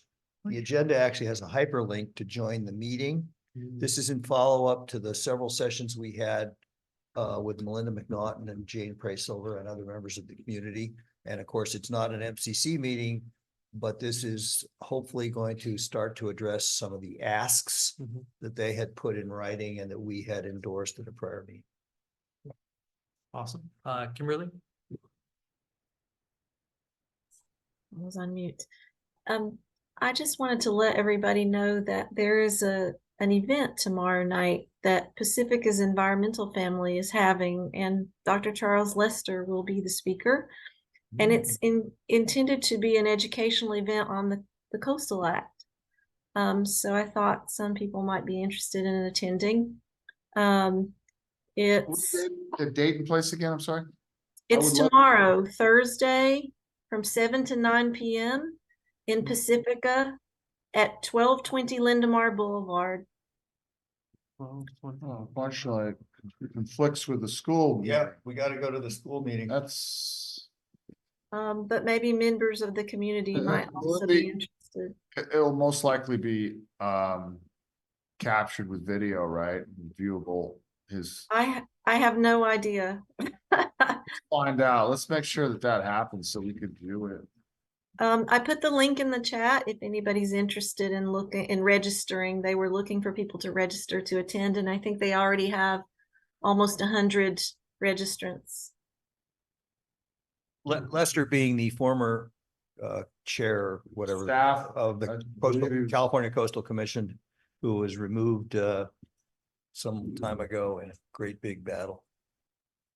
Yeah, and this, on their website, they say that it's, this is to provide historical context. It's supposed to be an educational evening to help people understand the origin of the Coastal Act and what it actually does, why it's there, that kind of thing. So that's all I've got.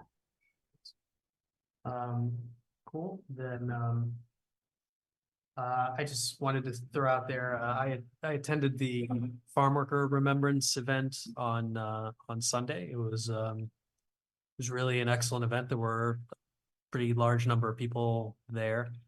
A lot of speeches. The two that I thought were far and away the best were Mayor Joaquin Jimenez, Half Moon Bay.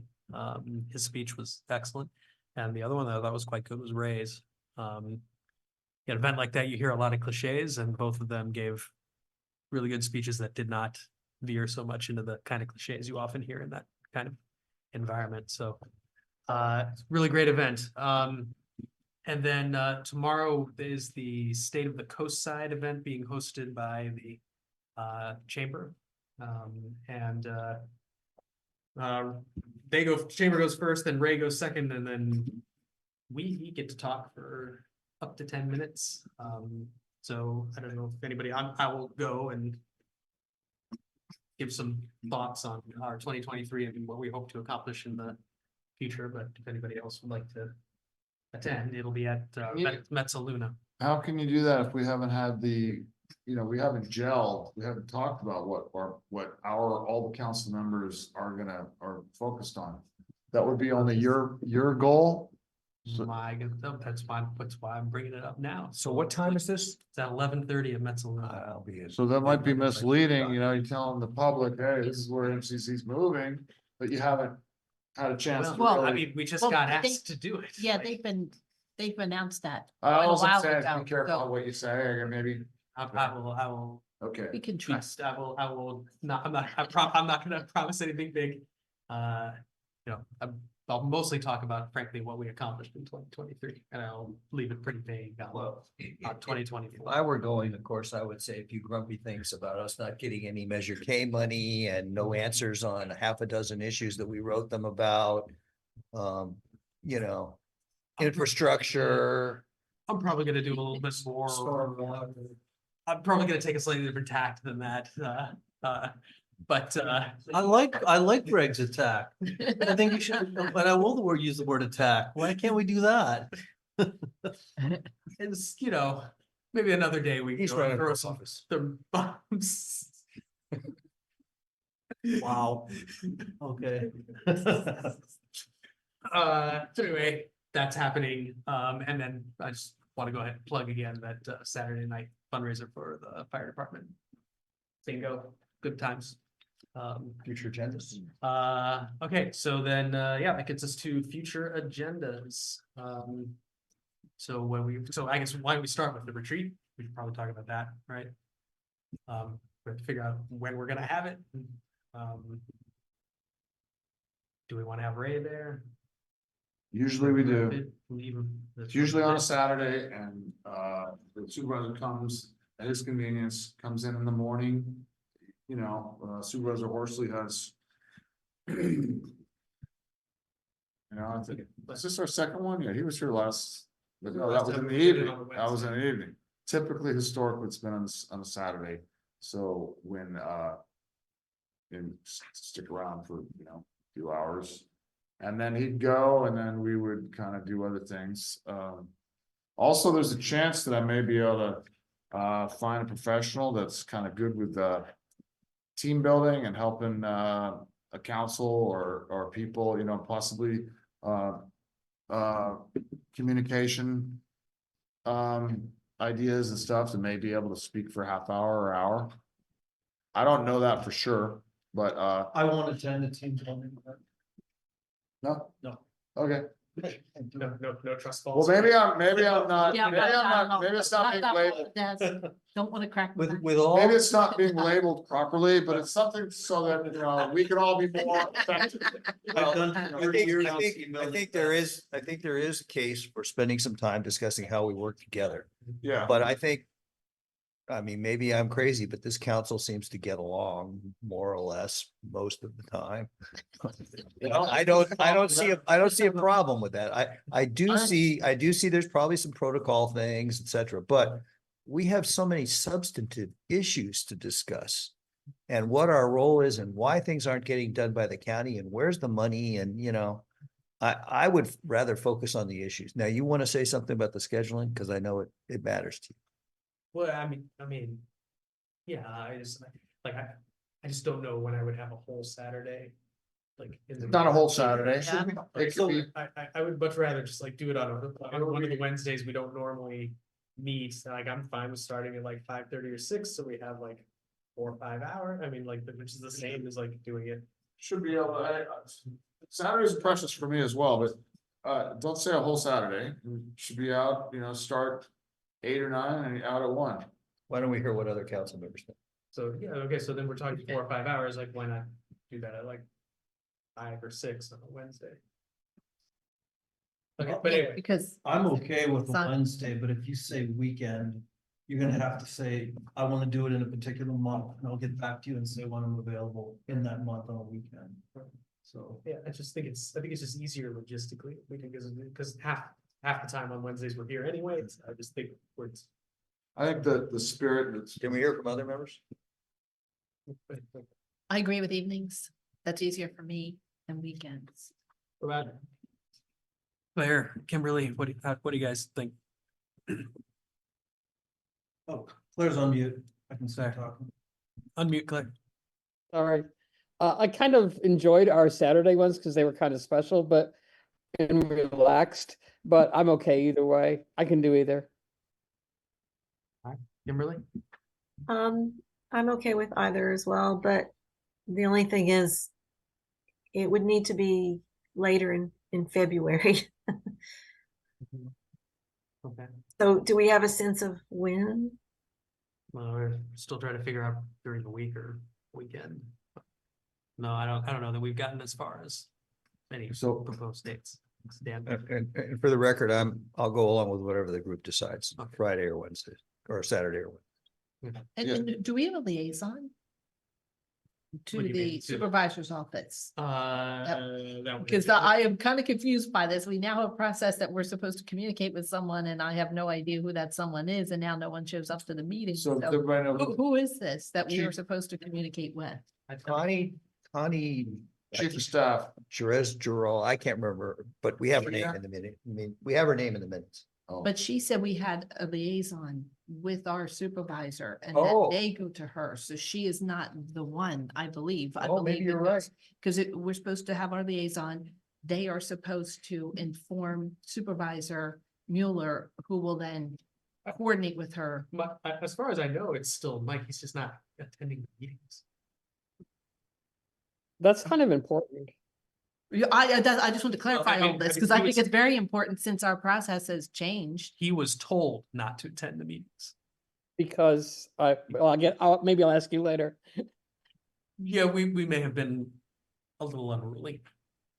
And so he was told, don't attend the meetings. So. We may have been what? Unruly was the word that I used. Okay. I'm condensing a longer conversation into that one word.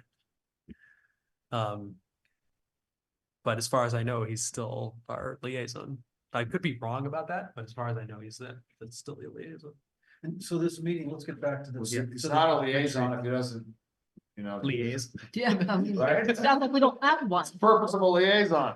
It's sort of like, I'm not really sure what's happening. Okay. Okay, so But what I'm supposed to meet with Ray sometime soon. I can just down and talk to him about that. okay, Yeah. But yes, back to the meeting. and this is public. We're gonna announce it, Zoom, the whole. Yeah, the public gets to sit in on it. The retreat is not closed to the public, correct? Correct. The retreat is open to the public. Right. There's no public comment for items not on the agenda is my remembrance, but there is public comment on our discussions. Claire, does that sound right? The thing I'm remembering that is perhaps significant is that there's no recording, There's no recording. or at least there's no PCTV involvement. Gotcha. You know what? Wanted minutes from that. But there has been on some of the last, how many sessions of retreat do we have last year that were recorded? So I don't know the reason behind that. I know that, yes, historically they were on Saturdays and maybe it was because the PCTV wasn't available on Saturday. I'm not certain. But it was agendized and everybody was invited. And there are minutes.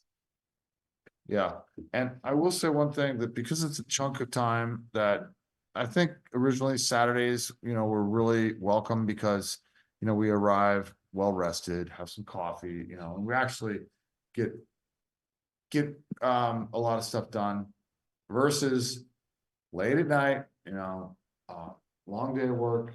What you just said. Well, no, I mean, it's fine. We would just, I would probably have to, I'd probably have to leave by noon on any given, some Saturdays I can't even do. Like, just depends. I don't know. Well, maybe. I think it's gonna be like just my experience, like trying to coordinate 7 different schedules is that like, it's just gonna be really, really hard if we try to do it on a Saturday.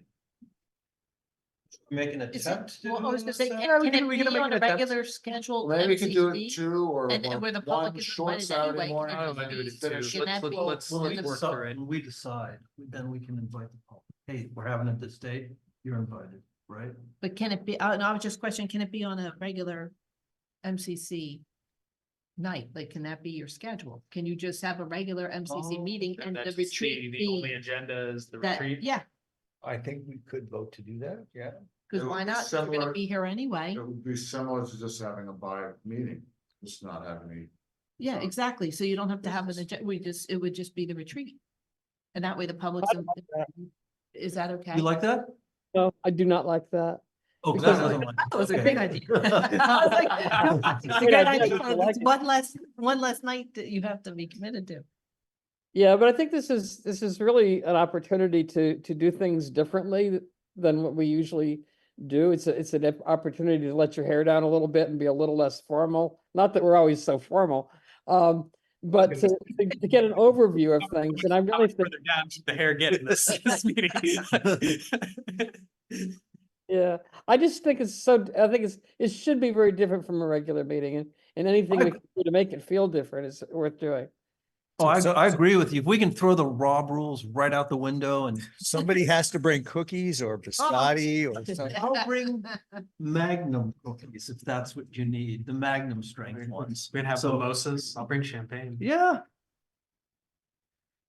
Um, That might help.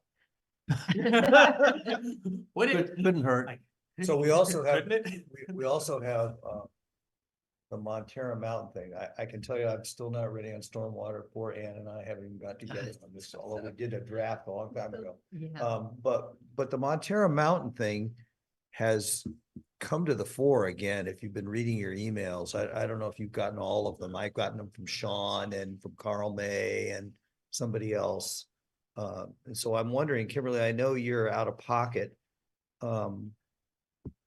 What makes sense? Are you gonna come back and be able to advance to that letter where we were gonna ask for a road situation, road plan, or can you pass on your notes to me and Ann, or was it Scott? Yeah. Or Scott and Yeah. me? And we could do something with it because it's a problem. As soon as my knees are better, I'm think I'm gonna hike up there and take a look at it. That we I was there last week. I hiked Yeah. the whole thing last week. and So it looked okay to me. I mean, they're not doing any more work on it. I did you don't get know. the photo about the truck stuck? No, I didn't see that. Okay, I got a copy on what I've been seeing. Okay. Well, so I'm just saying, I think there's a need for an agenda. The community is interested in us taking a position and getting that access fixed, as in rationalized. And then there's just a question of when are we prepared to do? Okay, that? so well, let's think about it and think about what we need to get closure. What are we looking for closure? For now on Montera Mountain, like, I think we know what the asks are, at least I thought I did from the last time we discussed this. And I apologize that I've dropped the ball on it. I just haven't been able to do it. So, I mean, are you thinking that you want to put it on the next agenda, or Nice. when do you want it on the agenda for? Well, what is it gonna be? It's gonna be a letter, right? That's My That's- understanding was that the letter that was drafted last would be modified and updated to reflect the new information. right. Are you prepared to be involved in this, Kimberly? Can we lean on you at all or not? It's a good question. I actually thought you would have left me way behind on this already. So in all honesty, I think I'm going to be back to a normal schedule mid-February, so the second week in February, unless something else happens. can we agendize it for sometime in February? So you got the 14th and the 28th. Well, the 14th is Valentine's Day, so Mhm. I don't know if people have plans. There's significant others, but Oh, I'm not gonna be here. I was like, Not on Valentine's I'm Day. just gonna say Valentine's. If that's a Day, Wednesday? Yeah, it is. Oh, well, So, okay. well, I was just gonna say, perhaps that's something we should discuss. Because that is kind of important day. to yeah, no, I folks. won't be here.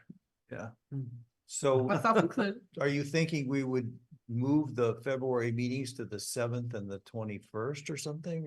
One of those being the treat, or what are you thinking? I actually can't do the 7th. The one and only debate that's in fine. my race is that night. Oh. League of Women Voters. I hope you'll all watch it. Coming This is through due to me. tomatoes?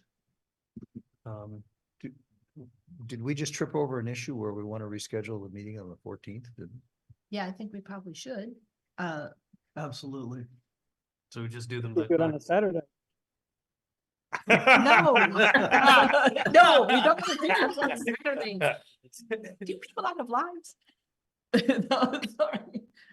No. Oh, that clarity just can't. So the 14th is a questionable, so the 28th you said is the next normally scheduled meeting?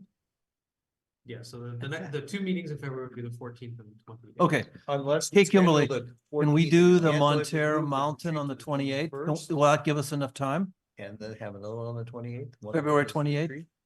what Montera Mountain issue is on the 28th? Am I missed The- something?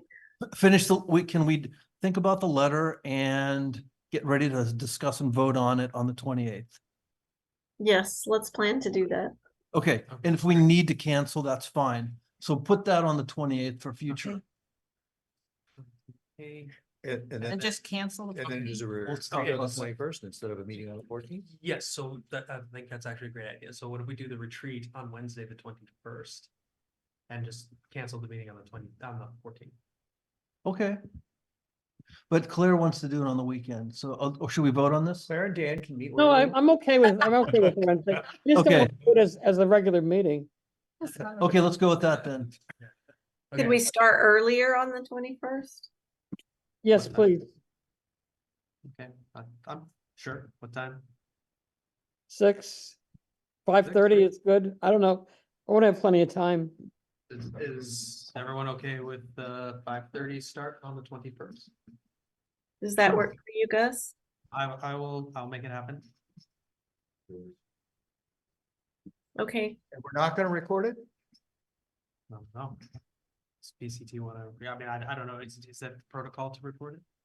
Well, It has not been, but somebody, I think we should look into it and find out what we did last year and what we ought to do. I don't know. I mean, we haven't- could probably just do it on the Zoom, right? Without the PCTV? And then what do we do with it? Do we put it on? oh, there's a point. Do we have to do it in person? It's not a regular council meeting. We could do it Oh, you totally could on do- Zoom. we could Then I totally could Zoom. record it on Zoom if you wanted it recorded.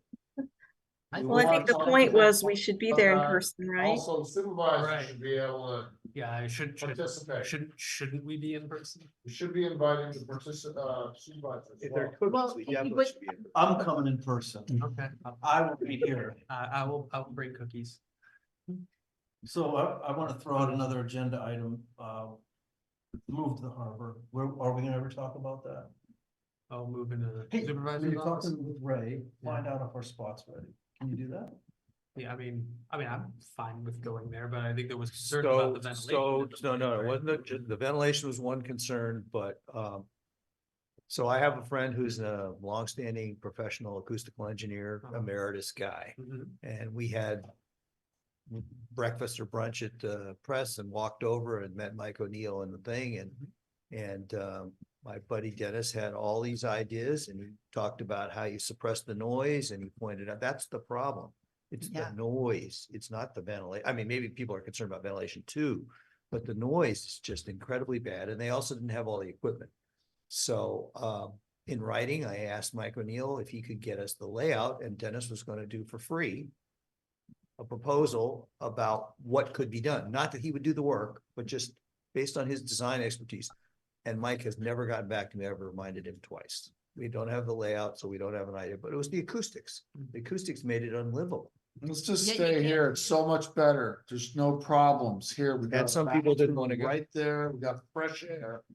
I mean, And I- we know I how don't- to find the place. Yeah, people can't hear it on Zoom. I mean, when I've attended meetings there and some of my neighbors said they cannot hear what's going on if they attend by Zoom. Walking distance. I don't, I mean, it's a 1 minute walk from my house. I don't care. if we Stay here. I always thought like, you know, I don't mind. Better to getting shots cozy up out. to I'm the- okay with that. If you just say no, we're not doing it, I'm okay. I just threw it out there just in case. Someone I mean- might chew on that. I've always thought politically it'd be wise for us to do it. I always thought It's, that too. it's, Yes. you know, it is logistically What more kind of- convenient for me to be here, but I just thought politically it'd be better. It's a farther bike ride for me too, but I'm okay with 3 blocks. it. Farther. What if we just told them that we need the acoustics to be taken care of and that Greg can help with that? And see what, and that we'd love to come if they could get us, so we can hear it. I mean, Plan on I- asking the community's opinion on this? No, they don't really come to our meetings, so I don't think they Oh, care. really? Well, actually, there were public comments when we broached this before. Remember, there were at least 2 people who said that they did not feel we should hold our meetings elsewhere. Well, they had, yeah, that's true. They had specific concerns about the nature of the building. But Should let that go. we have to let that go. Yeah. No, I That's- think politically we should do it, but we shouldn't do it if it's not There's- usable. There are a lot of people in the community that prefer to keep it here. That's because they have attitude towards that building. Motion to adjourn? It's there now. Yeah, let's do it. Okay, so we're all, Yes. so everybody's cool with, no meeting on the 14th. We will Yes. retreat on the 21st. We will Yes. start it at 5:30 Yes. on the 21st, and then we will have our next regularly scheduled meeting on the 28th of February. Right now, we've got Montero Mountain queued up for that. Everybody's cool with all of that? Yes. Great, all right, so. My first pending all the other issues and supervisors being able to. Right, yes, Right? I'll reach Right? out to Ray and So see this if is a he's, that will be confirmed. Yes. I'll reach out to Ray in the morning. Awesome. All right, so we're adjourned. Okay. Awesome. All right. 9 minutes early. Oh, okay, go team. Thanks, everybody. Yes. Thanks.